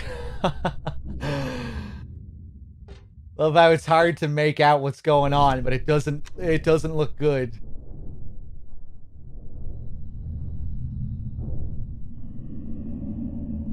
Valtiel abusing some nurse in there.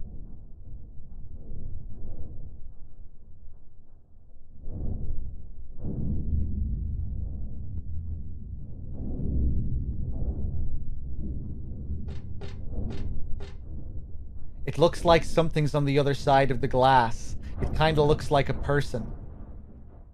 But this smoky stuff makes it hard to tell for sure.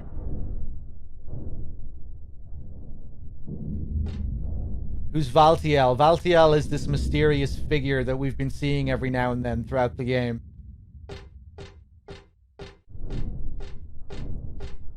Heather is pregnant with a god, and Valtiel is attending to that god. He's like the doctor observing the pregnancy.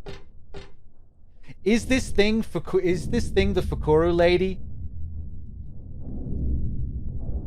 I know there are a couple of figures that kind of look similar. One of them is the Fukuru lady, and one of them isn't. Is the Fukuru lady even in Silent Hill 3?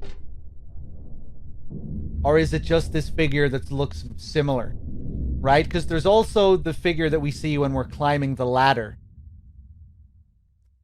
And someone said earlier that that was the Fukuro lady, but that isn't the same as this figure.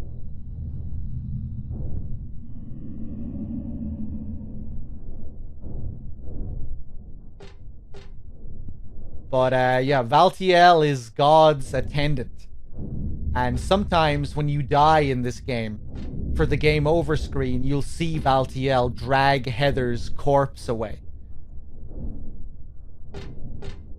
And I think the implication is that he's gonna try and remove the child, or try to still assist with the birth somehow.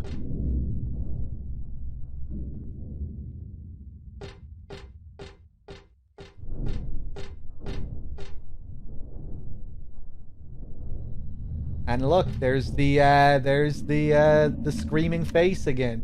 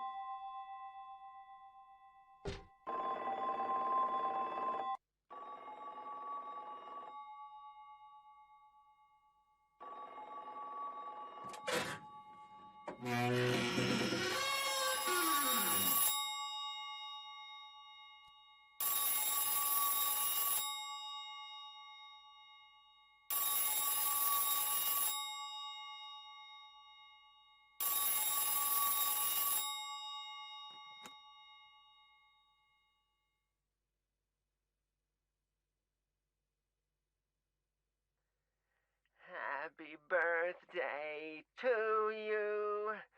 Happy birthday to you. Happy birthday, dear. Oh, I forgot your name. Who are you? Oh, okay, thanks. Happy birthday, dear. Who are you? Happy birthday to you. Happy 31st birthday. Is this Leonard? That's the murderer's name, not my name. I'm not your beloved Stanley either. He's underground now. His new name is Number 7. But don't worry about that now. It's time to celebrate your birthday. You've got me mistaken for someone else. Today's not my... I'm not mistaken. Today is your 24th birthday.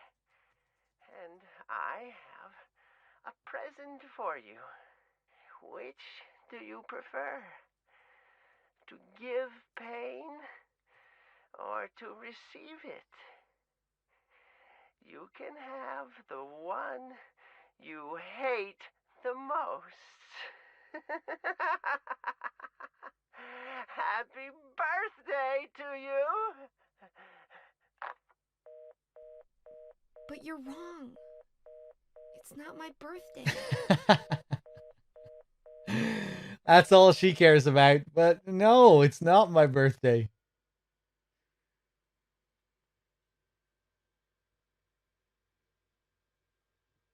There's nothing coming from the receiver. Well, duh. This phone's not connected. But what about that phone call?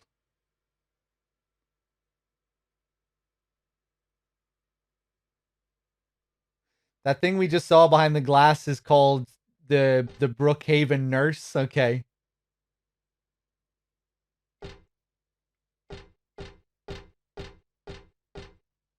There's nothing special in here. So we get some more info on our beloved Stanley, who's underground now. His new name is Number 7. Keep that in mind for later. It's interesting how Stanley goes through a few different ages there as well, right? What's the first age that he gives? At the end, he says, your 24th birthday. First, he said, did he say 31st birthday first? And then he said 24. They're playing around with the various ages of Heather's incarnations, previous incarnations. Cheryl's age, Alessa's age, Heather's age, adding them up. Things like that. Like adding Alessa's age to Heather's age would create 31. Heather is 17. Alessa was 14. So that's where the 31 comes from, adding all of her selves together.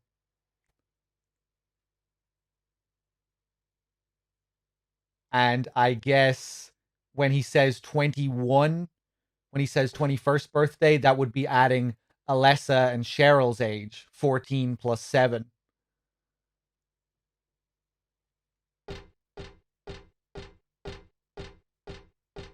But I think they're also supposed to be wishing the child their first birthday, because Heather is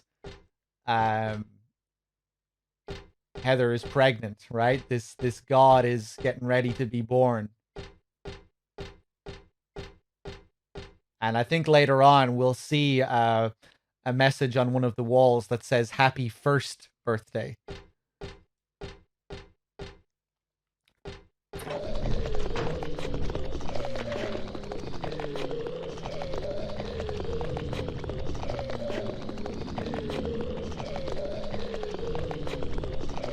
Hold on, let me just catch up here as well.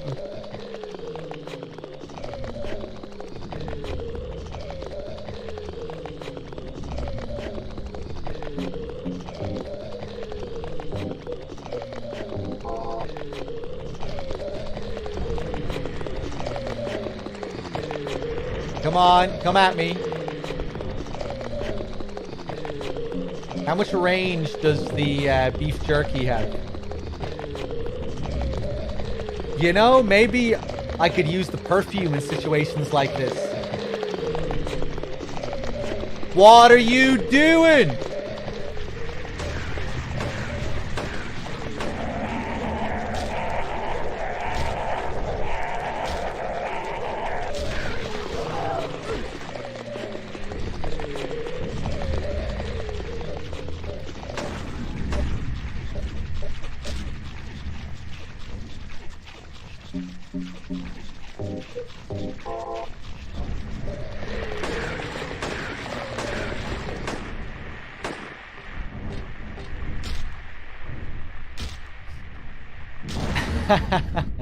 I'm the biggest Blink 182 fan in the world.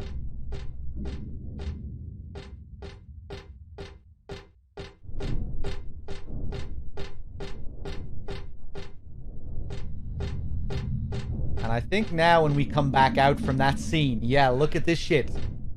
So easy to miss this, you know, you might just think to run past. You already looked at what's in the box here, but now, look at this. Cracked glass, blood dripping. What happened? What happened with Baltiel and that nurse?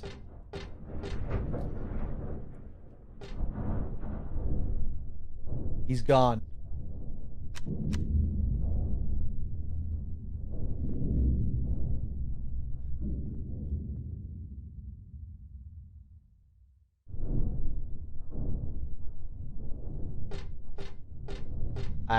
When I commented on this looking like a scream earlier, and someone said it looks more like a laugh to me. Yeah, I think the image is of someone laughing. I think it's taken from an image of Marilyn Monroe laughing.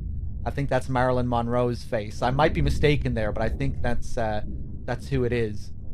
But symbolically, it's supposed to represent Alessa's madness while she was birthing the god in Silent Hill 1. Alessa's shrieking insanity is how Masahiro Ito described it. Just Alessa's tortured state. You know, it looks like a laugh, but in the context of everything else that you see, you know, it's twisted and it looks demented, you know? Like when we see it earlier, hung up with all those bleeding ears.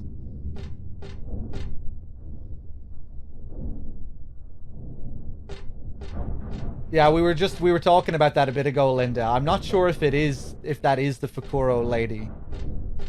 Someone else came in and said that that figure is actually called just the Brookhaven nurse. Because there's another strange figure that looks kind of like that nurse with the green shoes, but I'm not sure if that's the Fukuro lady either. Whoever was here before is gone. So is that smoky stuff. What was that anyway?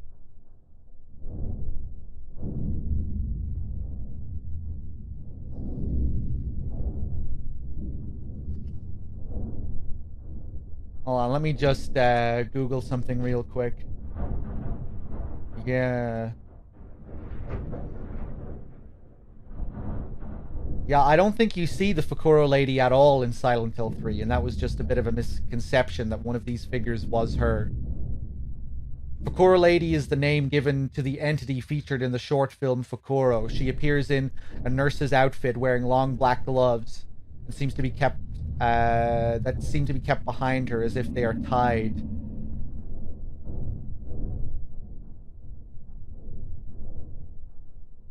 A figure similar to Fukuro Lady, known as the Brookhaven Nurse, can be seen in Silent Hill 3. However, Masahiro Ito confirmed that the Fukuro Lady and Brookhaven Nurse are not the same entity. Right.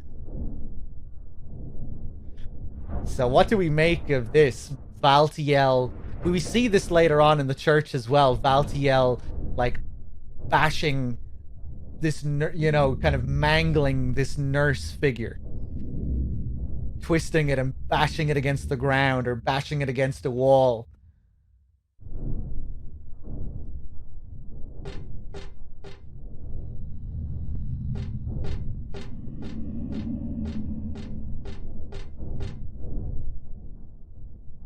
There's that text again. That's weird. We see this. We see, you see that along. It might be hard to make out here, but on the wall beside the face here, we can see that long essay.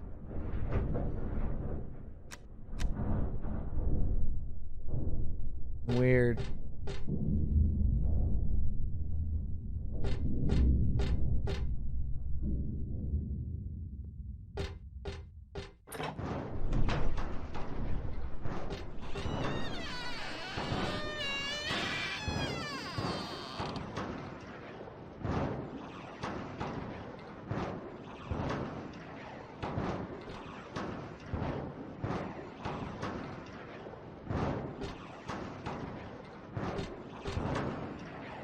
Something strange is cooped up in the locker. I think I'm safe, but I shouldn't get too close. Actually, the more I look at it, the more pitiful it seems. Like a child locked up in there with no chance of escape. Little baby in the womb. Reminiscent of what we see in the amusement park at the start of the game. Very similar cage, the outline, that oval shape. The thing locked in the cagey box thing, as Heather describes it at the start.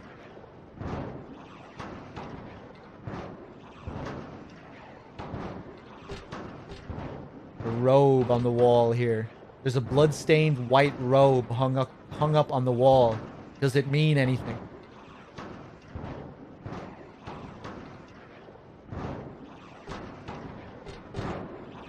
Billy does have a bad feeling about this storm, yeah. There's a paper bag here with nothing but garbage inside.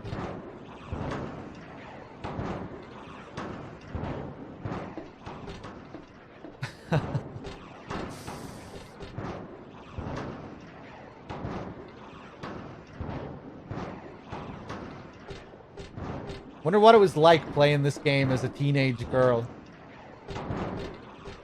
I imagine you might have quite a different experience playing this as a woman or a girl Heather's age. I got a plastic bag. Health drink. There's nothing important in the trash. No use digging around in there anymore.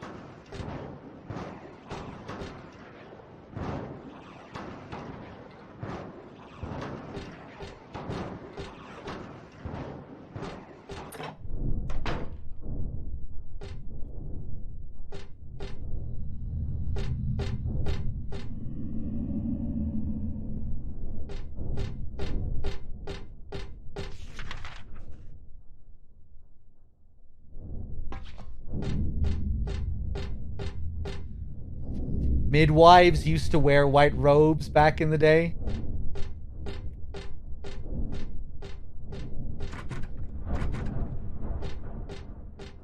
Yeah, I was wondering if maybe Valtiel wore something similar. I think Valtiel wears like some kind of apron similar to Pyramid Head.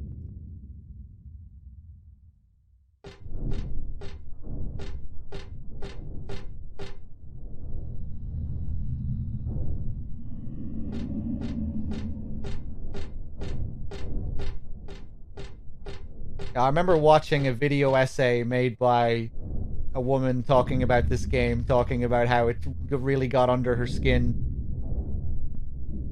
Just certain aspects of it that were directed at very female-centric fears, you know? All the pregnancy stuff and like the little things like with Douglas getting followed at the start and how Heather jumps out the window and things like that.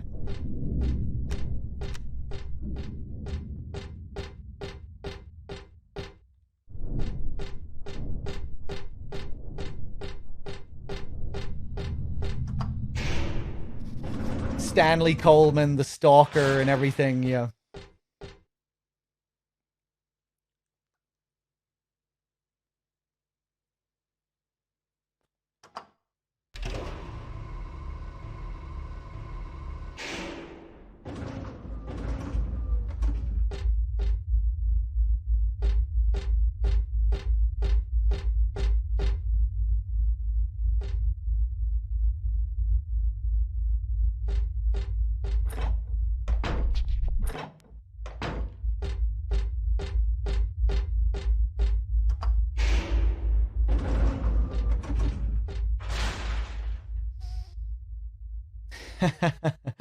The first boss is the female fear of a giant penis. The first boss is a big demonic penis, yeah.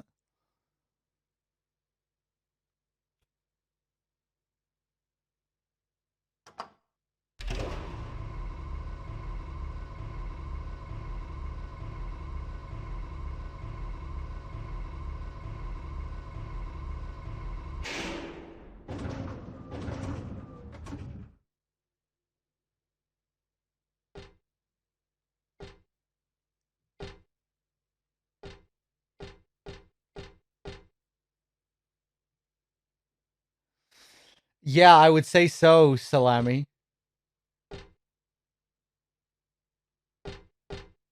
But, you know, maybe subconsciously, certain things might have registered quite differently for a female player.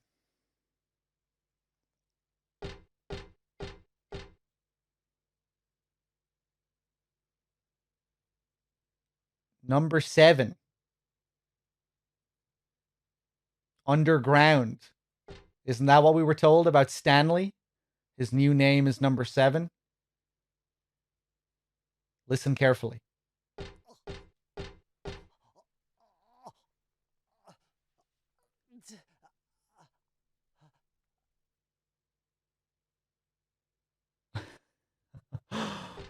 Like he's reaching out.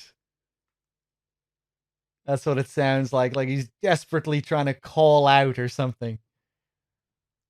Yeah, really cool detail.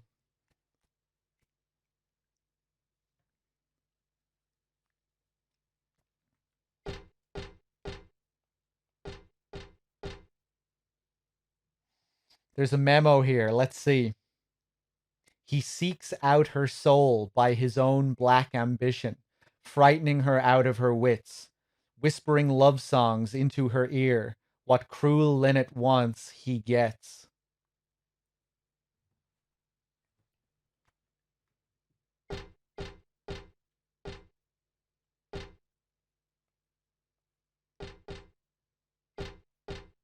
Okay, before we go looking at all these gurneys here and all these figures laid out, let's take a look here. The voice on the phone wasn't Stanley. No, Heather asks if it's Stanley, and he says no, and then says he's underground now. His new name is number 7.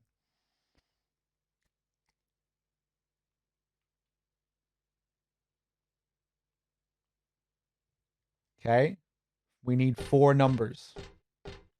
Swirl the numbers. Burn the one who knows no death, pure, adored by those above. No prayers within, just simple love. And now the pining hunter, the flames longing for his rebirth, a distant breath within the earth. Burn up that heavy body of his, make it wind dancing in the sky, that bottomless gut, now a cloud, now a sigh. The sweet blood on his laughing lips now calls him to the gates of hell. There burns evermore that soulless shell. 4 bodies return to ashes, thus the door is opened. Thus the door is opened. Okay. So we have another big riddle here to figure out. This is probably one of the least insane puzzles in the game. I don't think this one is all that crazy. We'll see here as we go through it. It's still a bit tricky, but probably easier than the hospital code, than the code lock, or the fucking the keypad puzzle. There's the word I was looking for. The keypad puzzle earlier. Dave, I was also wondering. I asked earlier, but you weren't here. You know the keypad puzzle in this game, where the keypad represents Heather's face, and you read that long poem, where a guy is describing what he's going to do to Heather's face. Did you figure that out without any help? And I'm curious, if you did, how long did it take you to figure it out?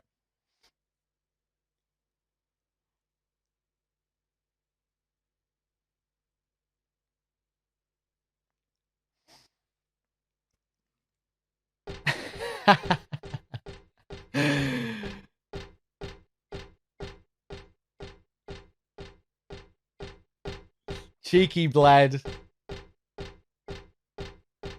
I think it took like 1 or 2 hours. Was pretty easy coming from Silent Hill 2, since it had a similar imagery puzzle on the same door. Yes, that's it.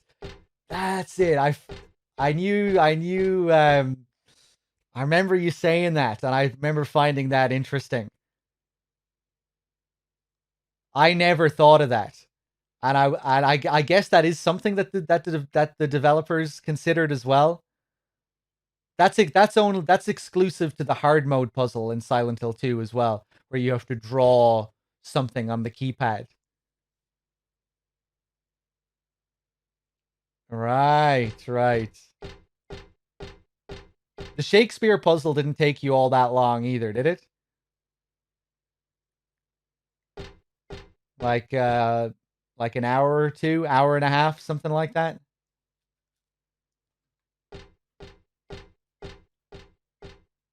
But I quite like this puzzle.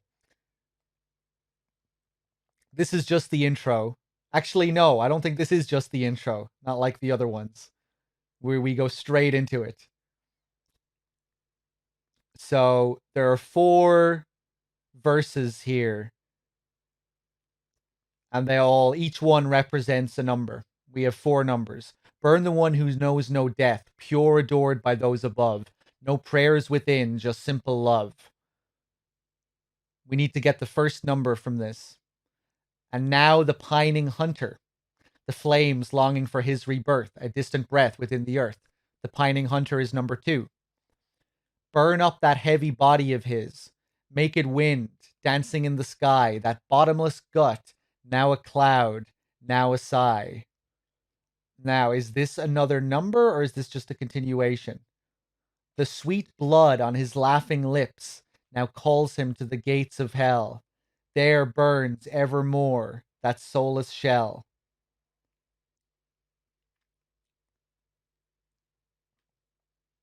Four bodies return to ashes. Thus the door is opened. Thus the door is opened. Right, so the previous verses all refer to 4 bodies. So let's just take a look again. This is number 1. This is number 2. This is number 3. This is number 4. Makes sense, right? And then it ends by telling us 4 bodies return to ashes. Thus the door is open. Thus the door is opened. So now what we have to do is, well, all these bodies laid out here must be key to the puzzle as well, right? So we have to match the bodies to the verses.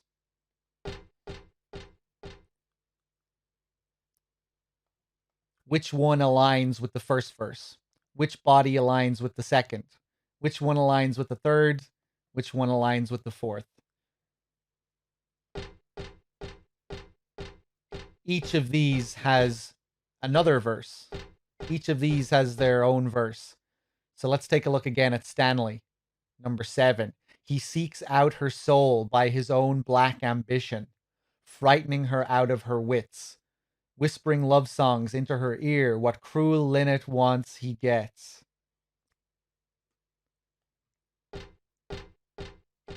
Let's just go over all of these first. Number 3. The grass the thrush so loved to eat gave him sweet happiness. He sank ever deeper and finally fell to destruction and fatal distress.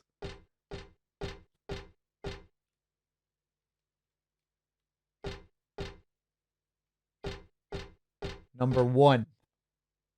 Who killed Cock Robin? The sparrow, they said. He wants them all dead. To him, honey sweet is their sobbin'. Who killed Cock Robin? The sparrow, they said. He wants them all dead. To him, honey sweet is their sobbin'. This one, there's no body on this one, which is curious. Number 4. Cock Robin, who hid the key away, is ash in the oven, all right. The place he held is empty now, and the doors remain shut tight.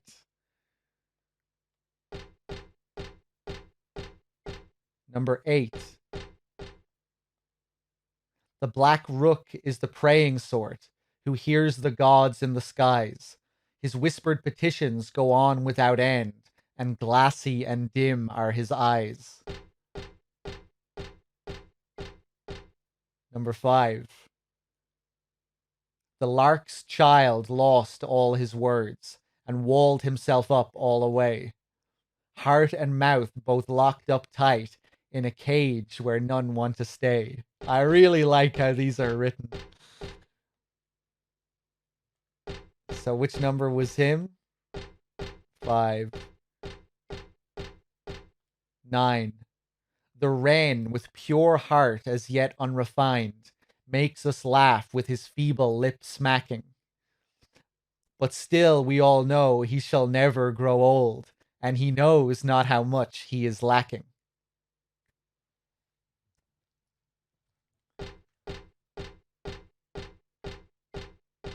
Zero.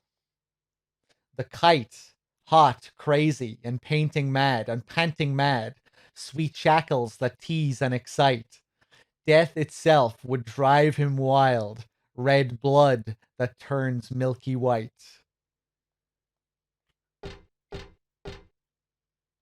Number 6. The dove's hope died, he chose his path. His flapping wings fell still.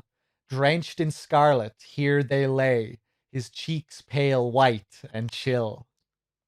So good. And finally, number 2.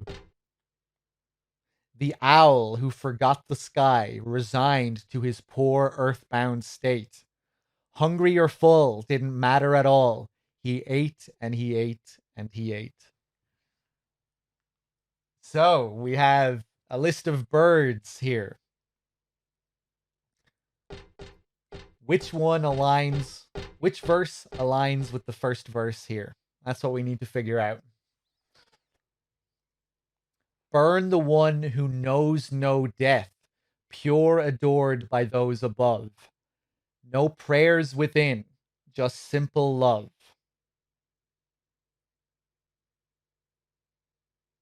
Burn the one who knows no death. Pure, adored by those above. No prayers within, just simple love.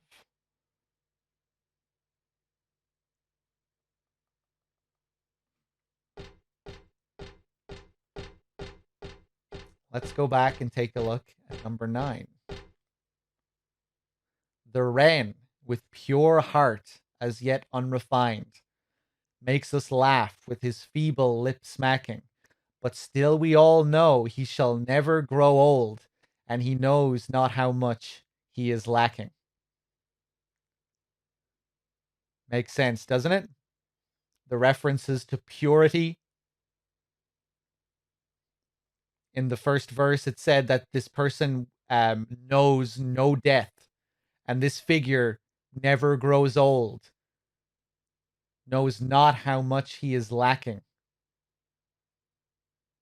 So I think the wren is our first one here.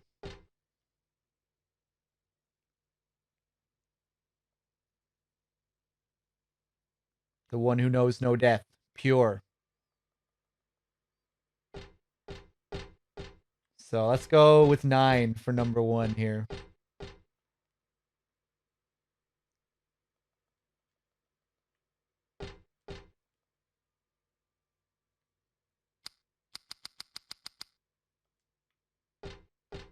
Now, what's the second verse? And now the pining hunter, the flames longing for his rebirth, a distant breath within the earth.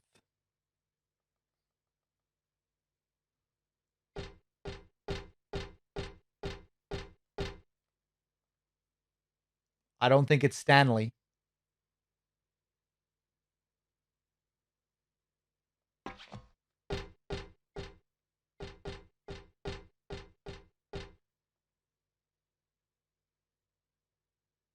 The grass the thrush so loved to eat gave him sweet happiness.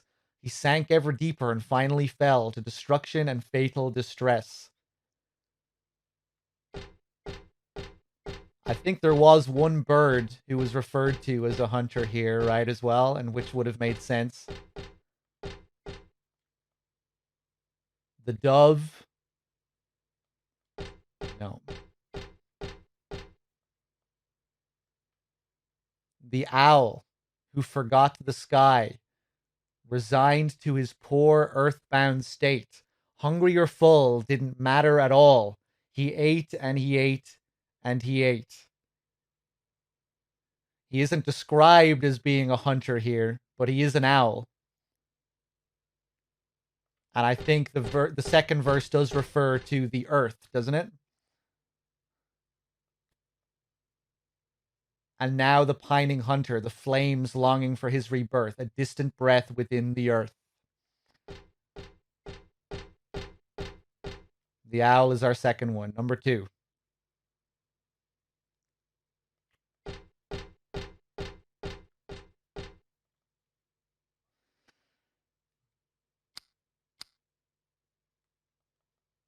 Fatska's favorite.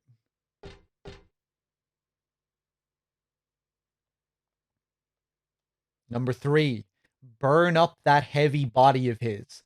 Make it wind, dancing in the sky. That bottomless gut, now a cloud, now a sigh. This one is Stanley. And it's quite ambiguous, I think. Let's just take a read of this. Burn up that heavy body of his. Make it wind, dancing in the sky. That bottomless gut, now a cloud, now a sigh. So let's go back to number 7. He seeks out her soul by his own black ambition, frightening her out of her wits, whispering love songs into her ear. What cruel linnet wants, he gets. Where's the connection there between those two? The ambition being maybe corresponding his endless lust or ambition with the idea of a bottomless gut.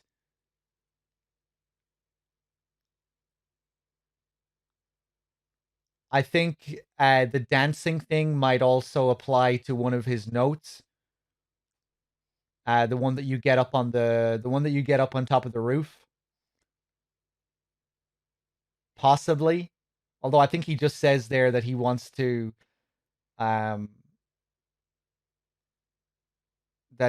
like fly or something.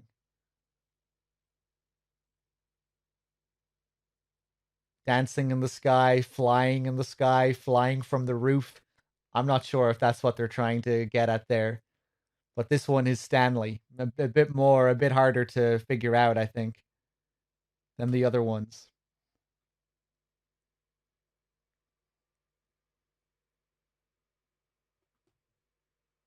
Okay. And the final one. The sweet blood on his laughing lips now calls him to the gates of hell. There burns evermore that soulless shell. Sekers. Sekriz. Sekriz with the 2 months. Thank you. Cheers.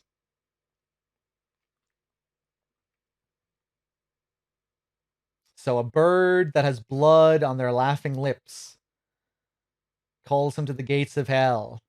There burns evermore this soulless shell.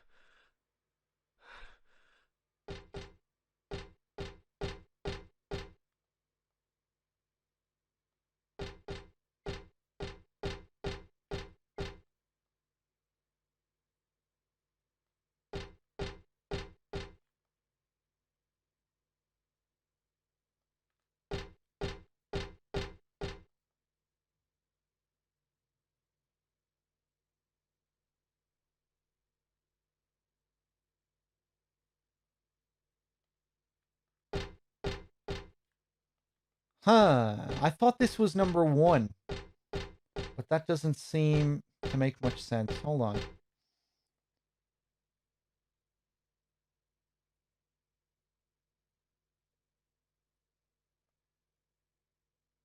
Oh, right. Hold on. The sweet blood on his laughing lips now calls him to the gates of hell. There burns evermore that soulless shell.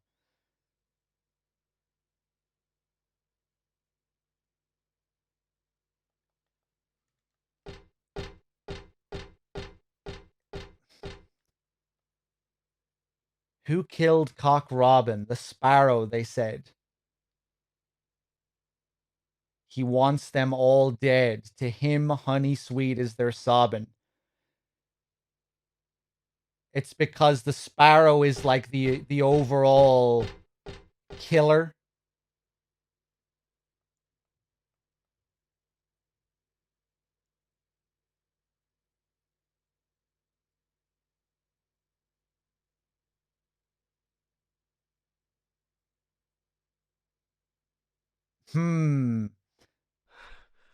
I forget how this works.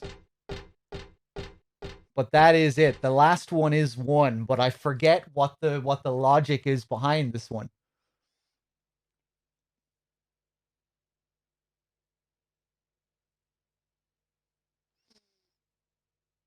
Is this something else that's referencing a real poem and you need the knowledge of the real poem to figure it out?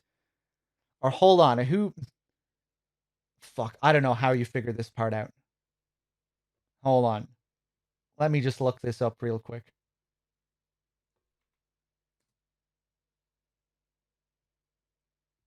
One second. Or maybe someone in chat can enlighten us. Okay.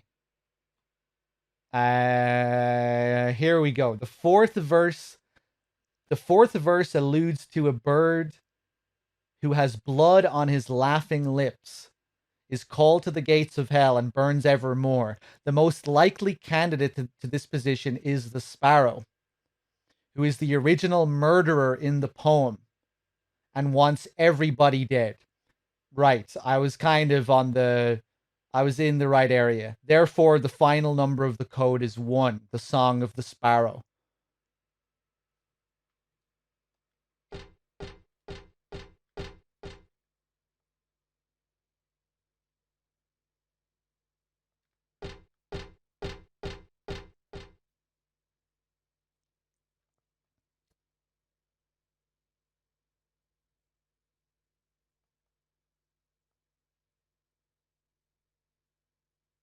Okay, that's still kind of weird to me.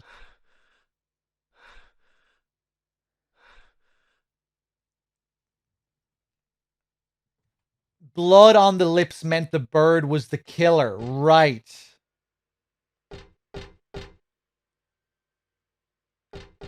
Right.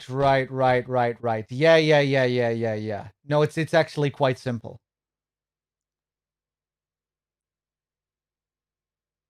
This is the only time where...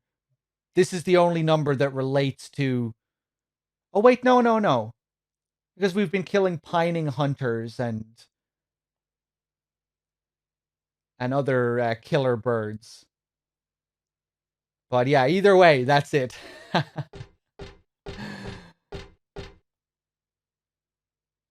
Okay, that last one is still kind of confusing me, but I'm tired. 7 for Stanley and then 1 for that last one. Oh, do they both say sweet? Is there another word connection between them? I didn't even notice that. The sweet blood. What does this say about sweetness? Oh, honey sweet. Right. Okay. This is a cool puzzle. I like this one.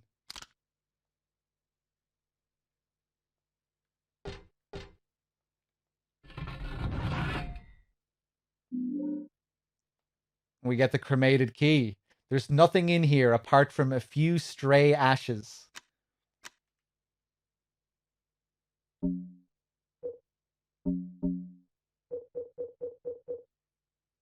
I found this in some sort of crematorium underground. It's burned black, but still usable. All right, and that is the crematorium puzzle. That took a bit of time, but that was enjoyable. I really just love the writing, the poetry.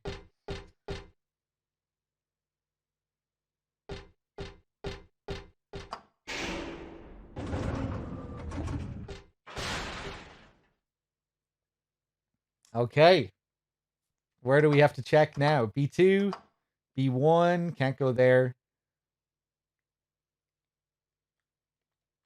Let me just check the first floor again and look at my map.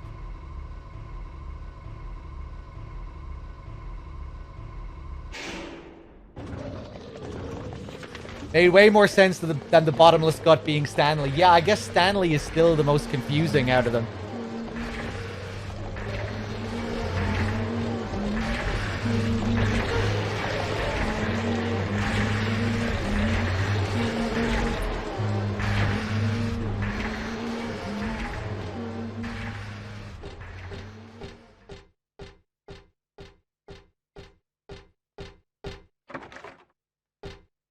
Nothing in here?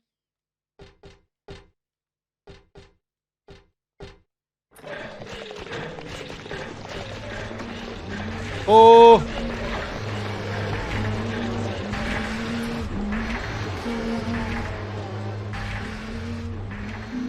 Nice. There's a handful of dirty syringes on the bed. I'm not about to use them, that's for sure. There's a memo here on the chart. Dr. Midkiff, please use extra caution with the patient in room 312. He should still have his religious freedom here in the hospital, but he shouldn't push his faith on others. I'm a victim too. Rumor has it he got here by stabbing someone over a religious dispute. Please be careful. R. Crosby. P.S. It looks like the rumor is true, according to the head nurse. I do think he's a good person otherwise, though. Easy to deal with. Who are they referring to here? Leonard?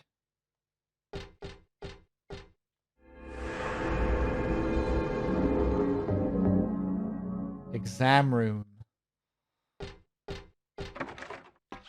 Okay.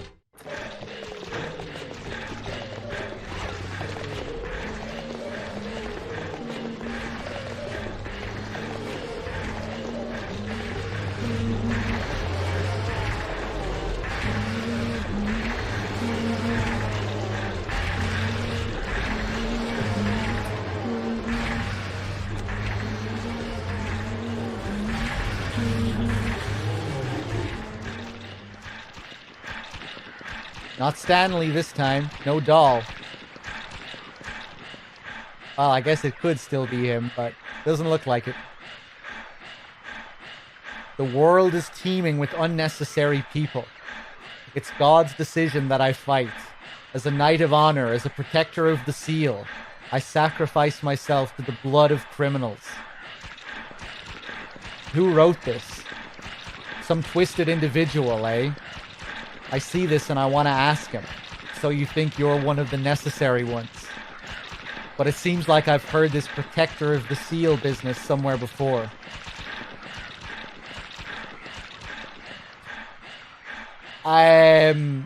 this scene, this is in one of the songs. Yeah.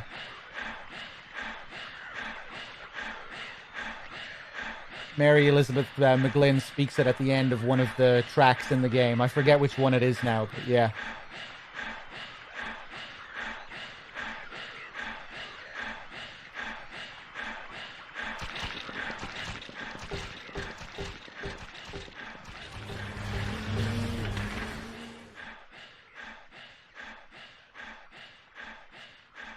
This room.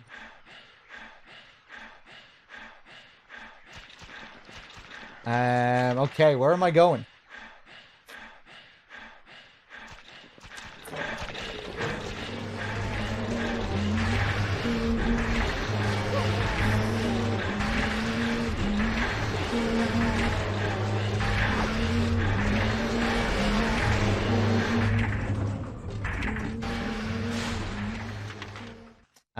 We need to get something from one of these rooms. Examining room 4, where that blood was draining. On the 3rd floor.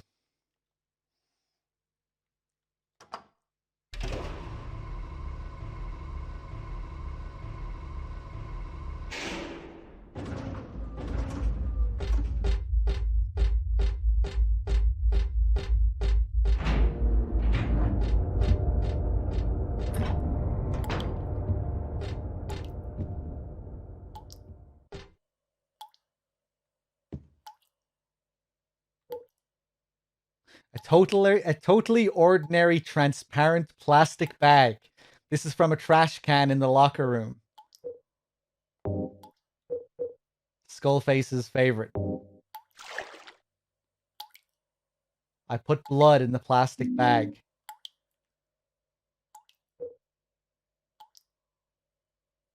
I've put the blood from the treatment room in this. I don't especially want to carry it around with me, but you're going to do it anyway, Heather. Why did she feel the urge to do this? Why did you do this, Heather? Why did you let me put this blood into this plastic bag? That's a bit strange, isn't it?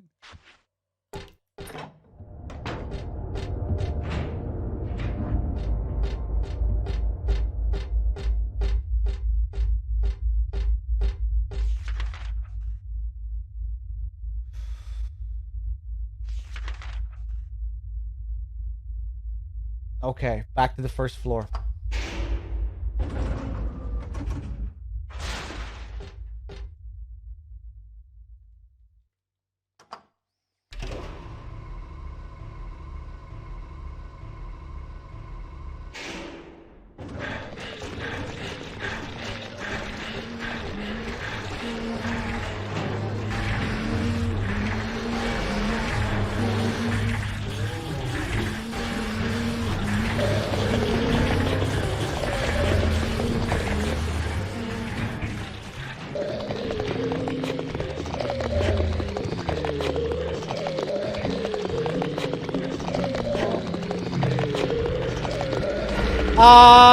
These fucking things, man. Fuck these enemies.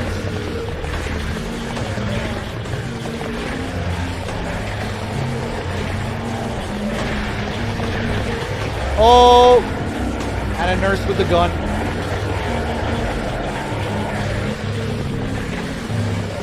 Oh no, man. Chaos.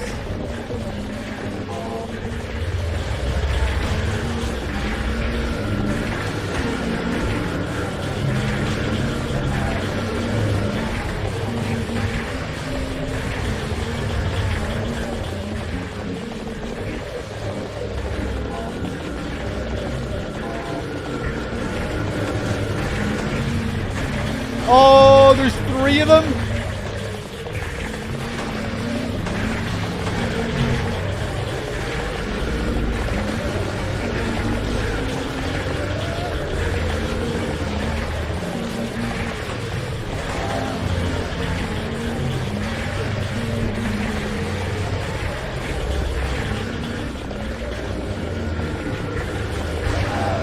Eat the fucking thing!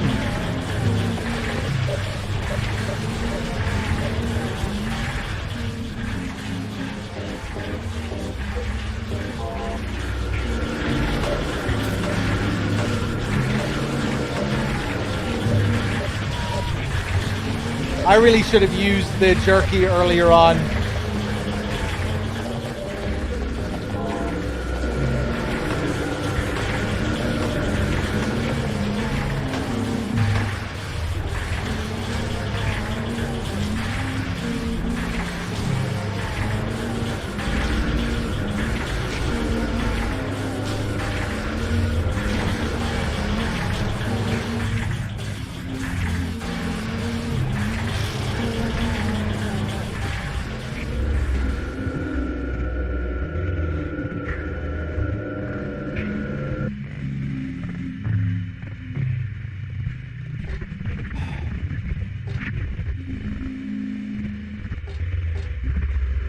Happy first birthday.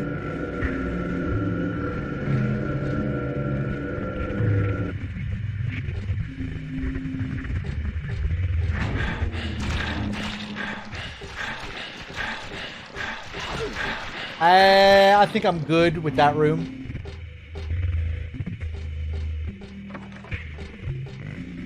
The sound here.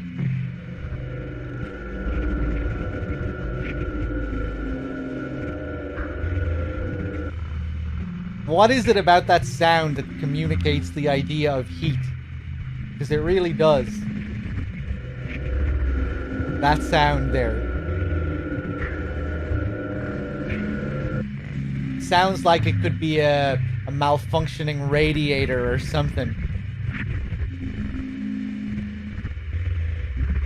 I'm talking more about that high-pitched sound there, that kind of airy, shrill.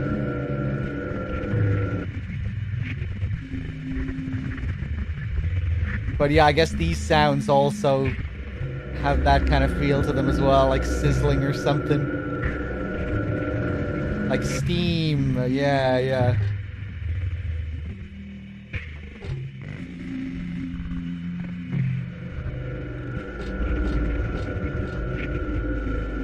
I'm pretty sure there's a person under these rusty red sheets. I think they're dead. I can't bear to check for sure.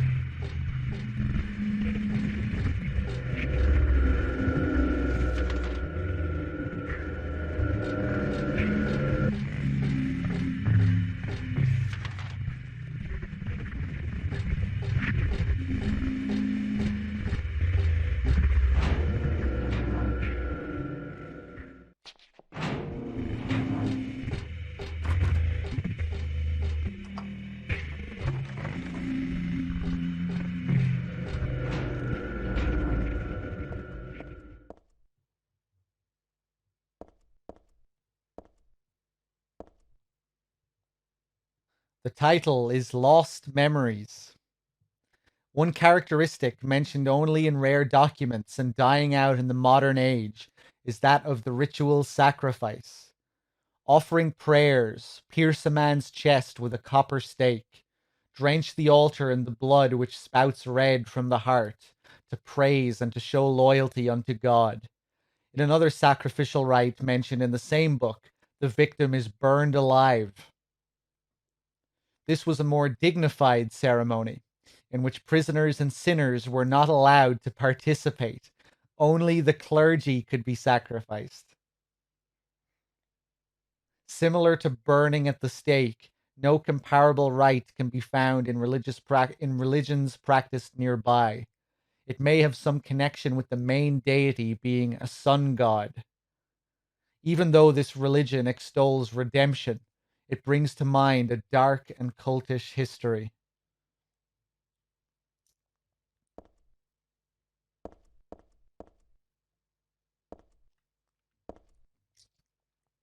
I saw that drawn on the dividing screens at the hospital. But this is different. Seems like it was drawn a long time ago. Somehow. Room C4.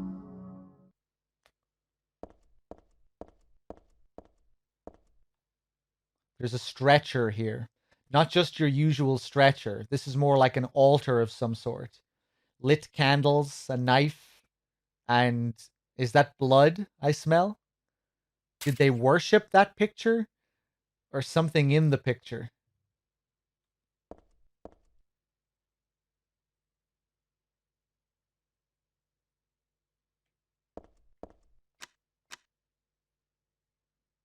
Looks like some humanoid figure. The two hands and the legs and some... Oh, it's like a stretched scream.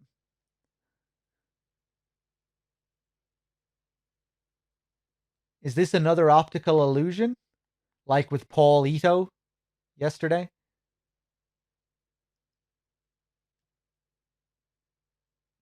Is this one intentional?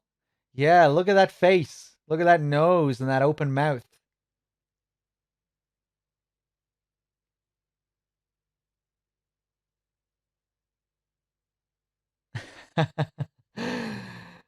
I think this looks intentional, right?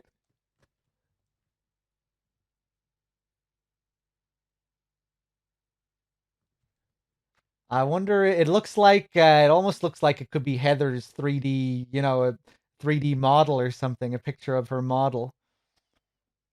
Tower head.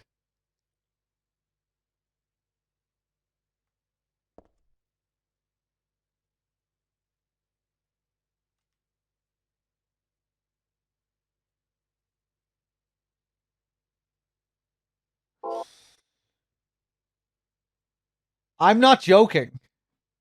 I'm not joking about the face here.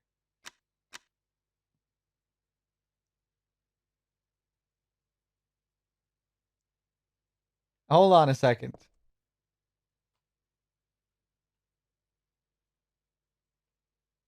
Vlad, didn't you say this? You think this is intentional? Right.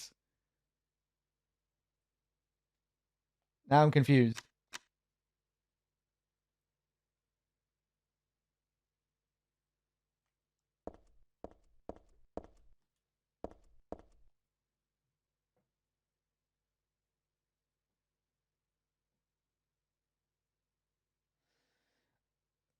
Vlad, you can see the face that I'm talking about though, right? Inside the big red head, inside the red rectangle.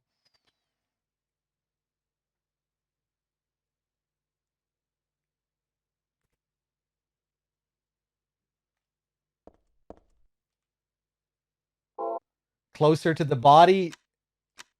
No, not anywhere near the body. Right where the head should be, you see a mouth, an open mouth. And then up above that you see the nose in the center of the red rectangle. And then you can kind of make out one eye above that.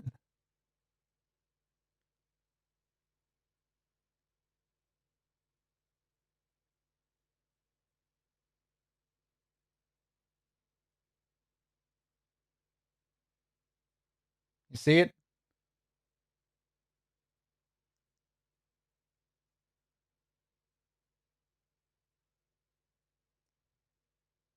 You can't see it, Wexford? Just think of, forget the body.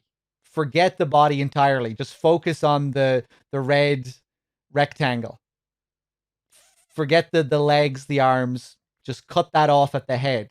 And you have an image of a face. Is linking allowed? Yeah. If someone wants to link an image highlighting the features. Yeah, like a deformed face. It's a face. It's inside the rectangle. Let me get closer to it to see if it looks intentional or if it's another optical illusion.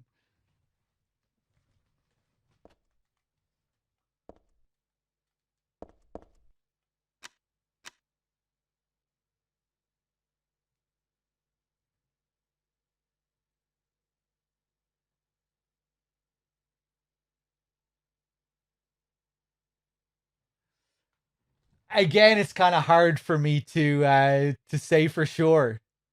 Maybe another optical illusion. I don't know.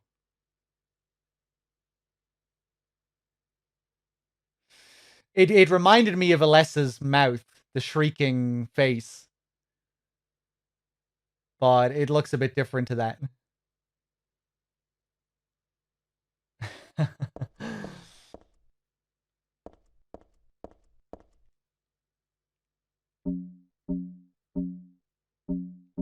Remember when I played Mother 3 and I couldn't see what the dad's face was supposed to look like for like the entire playthrough? I think I still struggle with that.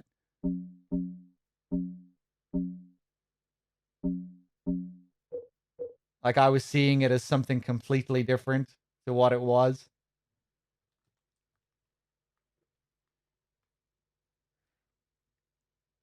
Yeah, he's supposed to look happy, but I just saw this sort of blank seriousness.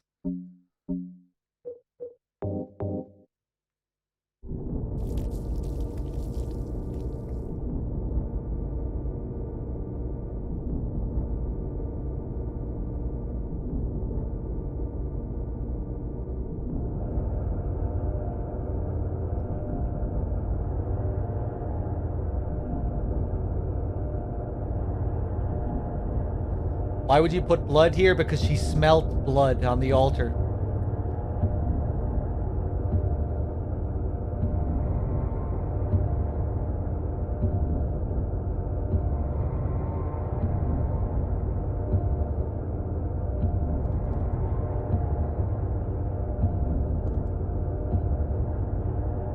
There was a hint that this was a kind of ritualistic thing that required blood.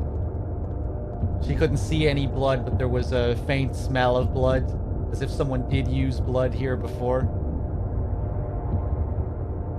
The stretcher, I mean, the altar, is drenched in blood. It looks like there's just been a sacrifice. Hold on a second, lad.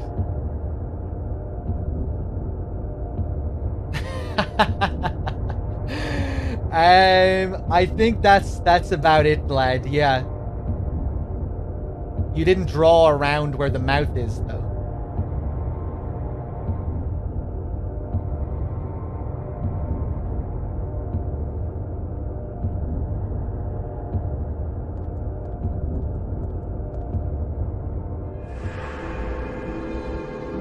Citizen Bite with the 3 months. Thank you.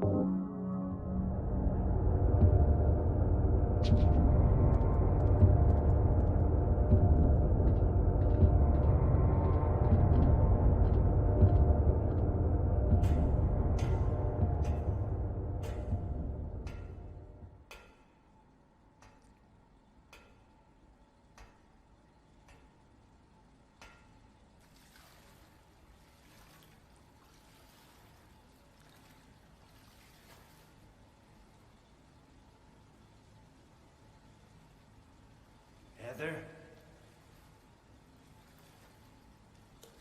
Yeah?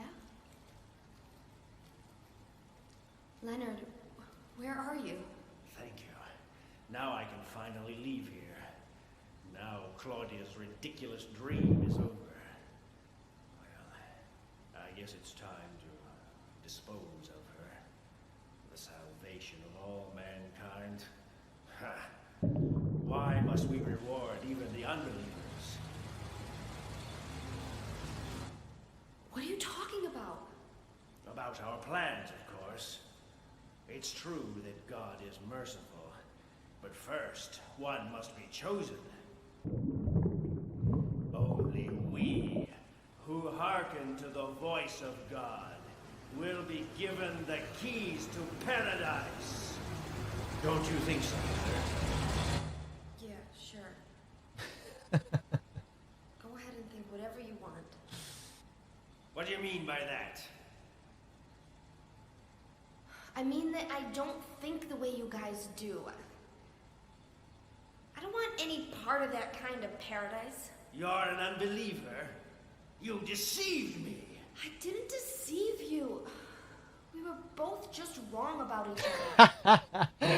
I thought you were a normal person. So you tried to trick me so you can run off with my seal, eh? Heretic! You plan to destroy God! I told you I wasn't trying to trick anyone. What is this seal thing anyway? Don't play innocent. You can't fool me anymore. The seal is mine! I was appointed by God to be its guardian. The only thing you'll get from me is a gruesome death.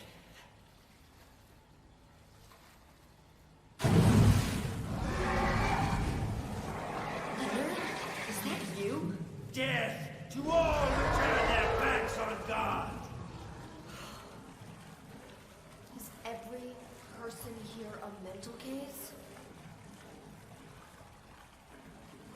Well, I guess you're not a person anyway. Let's do it.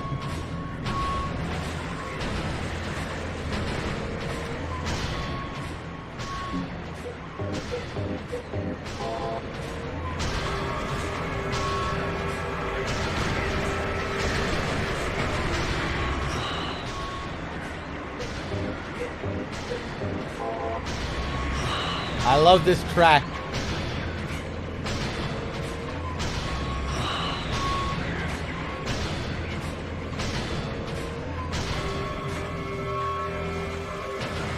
Ah, you bitch.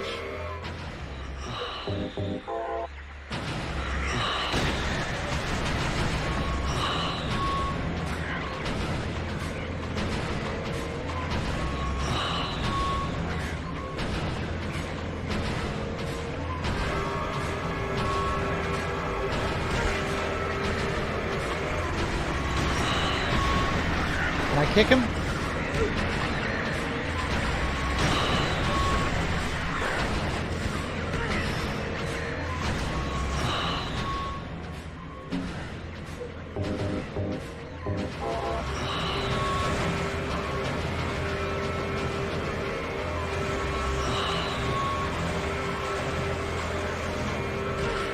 Oh.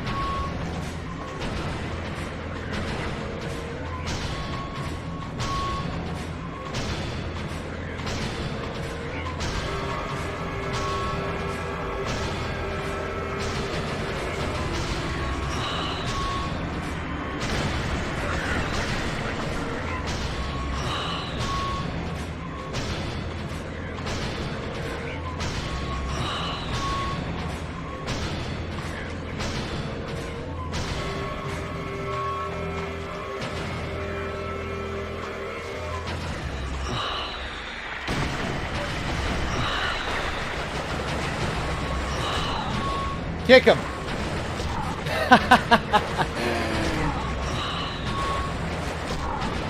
Yes, kick him in the ass again. Again.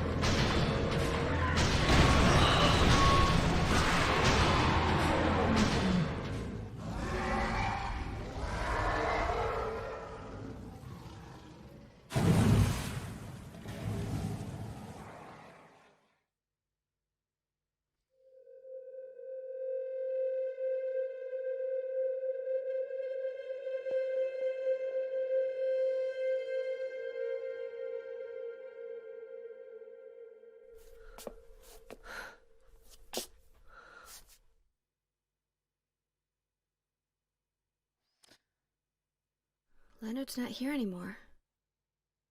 I guess I should head back to the motel now. I hope Douglas is okay. Huh?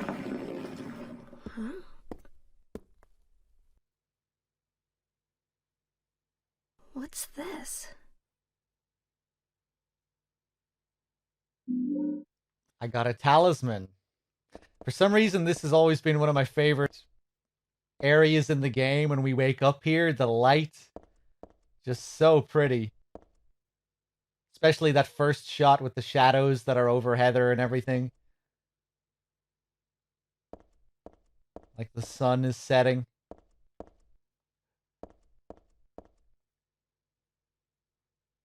This is still here where we got the key earlier. I guess there's nothing left here that I can use. AJN with the 19 months. Thank you.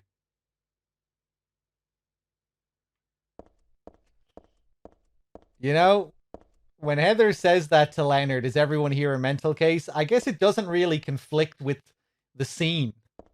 You know, because throughout the whole scene, Heather is just kind of talking to him like a fed up teenager, like just this crazy, just this lunatic, you know? Leonard is kind of characterized as a bit of a pathetic lunatic during the whole scene.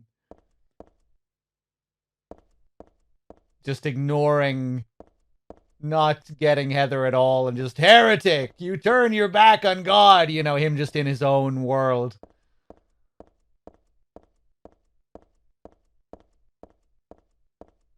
But it still is interesting how they play something like that for laughs, you know, how they don't really take it seriously.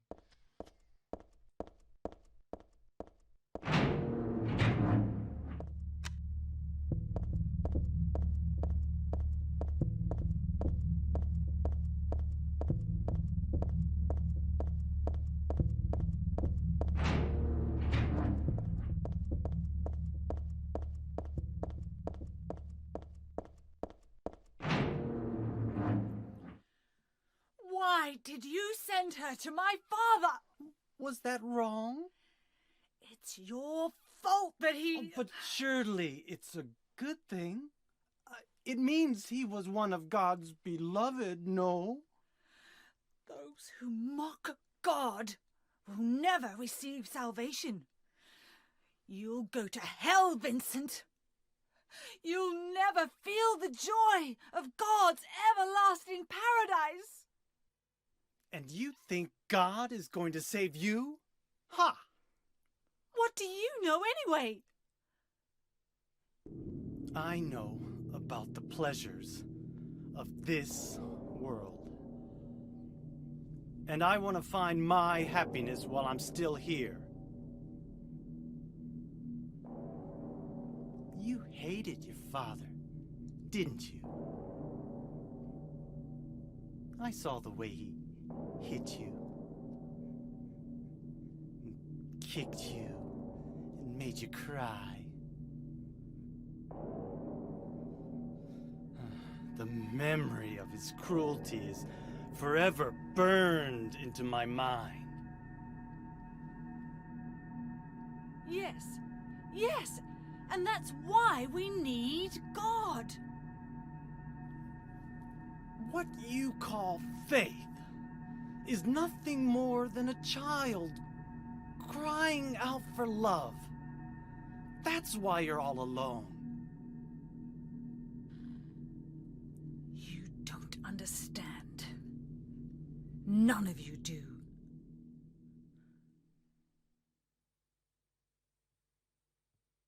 Love it.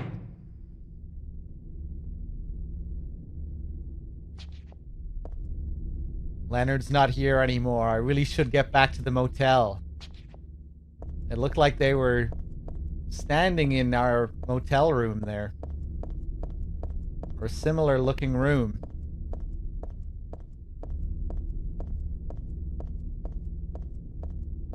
Learn a bit more about Claudia's background there. Beaten and abused by Leonard. And we get to see some of Vincent's true motivations there as well. When he says that he understands the pleasures of this world, that's what he's in it for.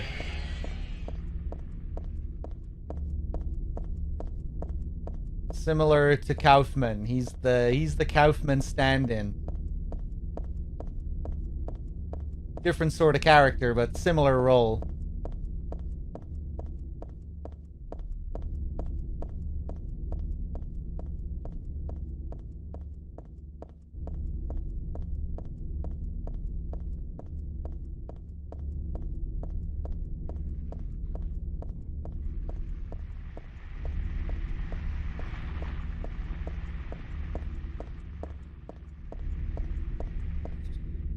No, when he's talking about the pleasures of this world, he's talking about money and power. And not a demonic god that will bring about paradise.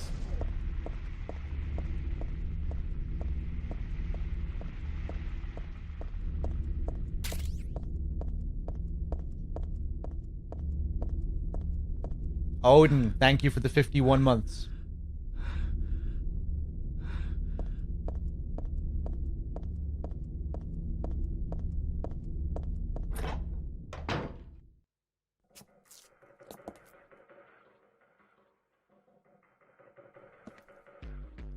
Where's Douglas? He went out. But he left a message for you. Was there someone else here just now?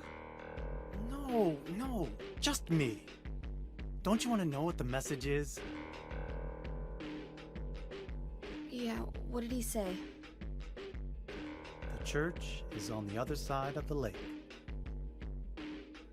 Church? Wonder what he meant by that. You don't understand? That's where Claudia is. Across the lake. On the north side. If you're going, you better go through the amusement park. It's probably the only way in now. Go northwest on Nathan Avenue. It's a bit far, but closer than heaven. Is that it for the message? Uh-huh. Thanks.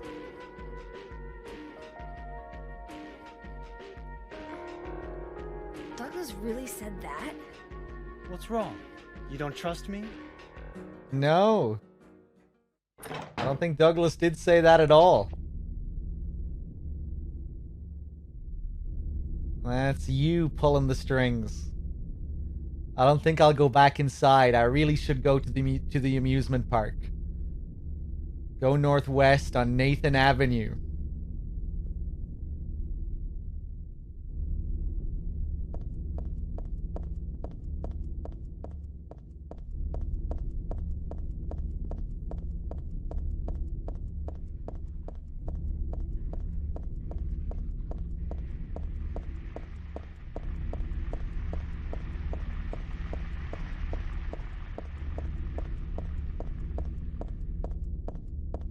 The fog in this game is so thick.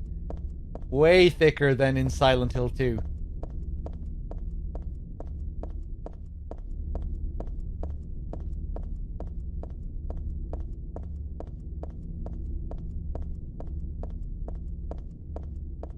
Can barely see a thing.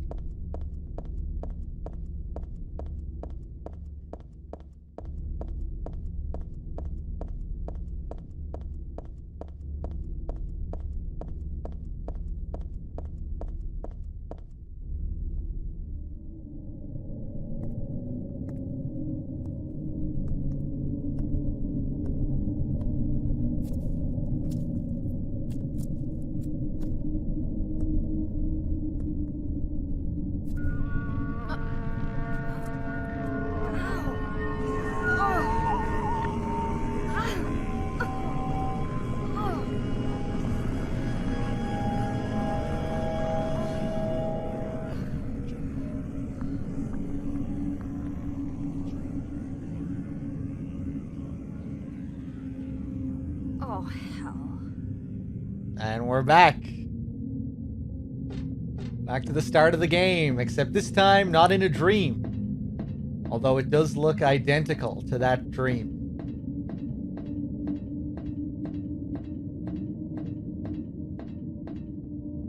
It's a giant rabbit costume. Isn't this the mascot from the local amusement park? I want to look inside. Something in there smells terrible.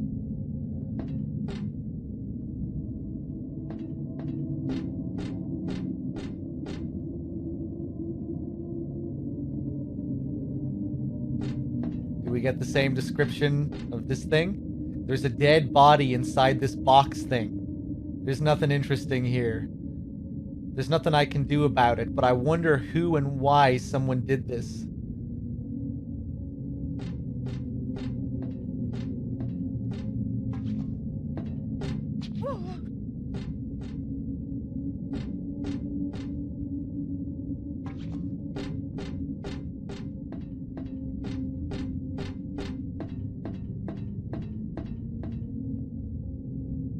It's a map of the amusement park, but I can't bring this with me.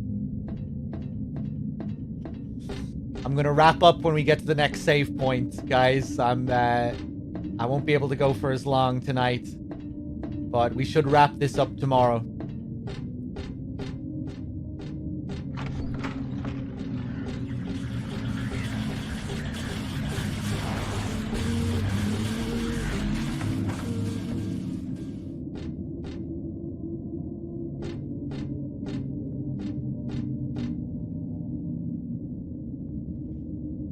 There's a rabbit stuffed animal here. Same descriptions, I think, from the intro. Beef jerky, that wasn't there before. There are lots of different things, but there's really nothing I need.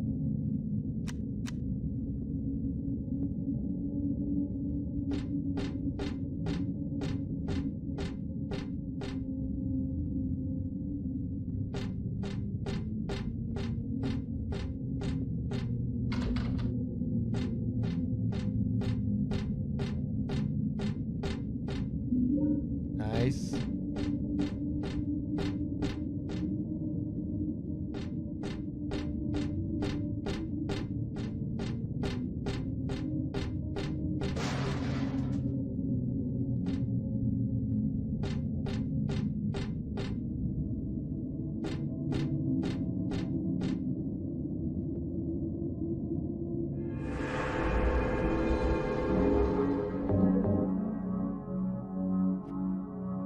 There it is.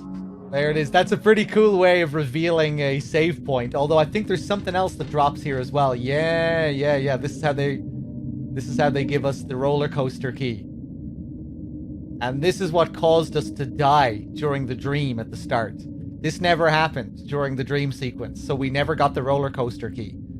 And the roller coaster key prevents you from getting run over by the roller coaster. And that's what wakes you up out of the dream at the start. You get run over by the roller coaster. So in order for that not to happen in reality here, or outside of the dream, something different had to happen. And this is what happens. We get the roller coaster key.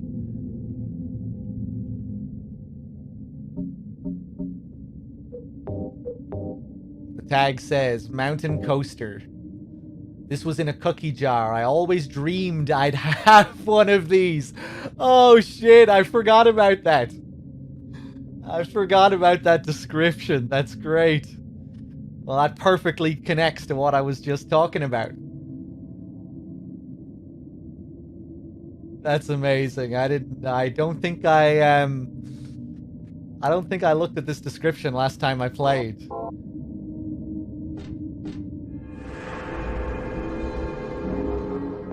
Alright, guys, thanks for being here. I was a little bit tired today, so sorry about that. But I hope you enjoyed the session all the same. And the amazing hospital sequence in this game. And yeah, I will likely continue this tomorrow. I'll probably keep you posted on Twitter, Discord, !Twitter, !Discord if you want to keep up with the channel and just talk with the community. And just to see what I'm up to. And yeah, I'll keep you posted. Till next time, everyone. Take it easy. Have a good one, and I'll see you soon. Good night.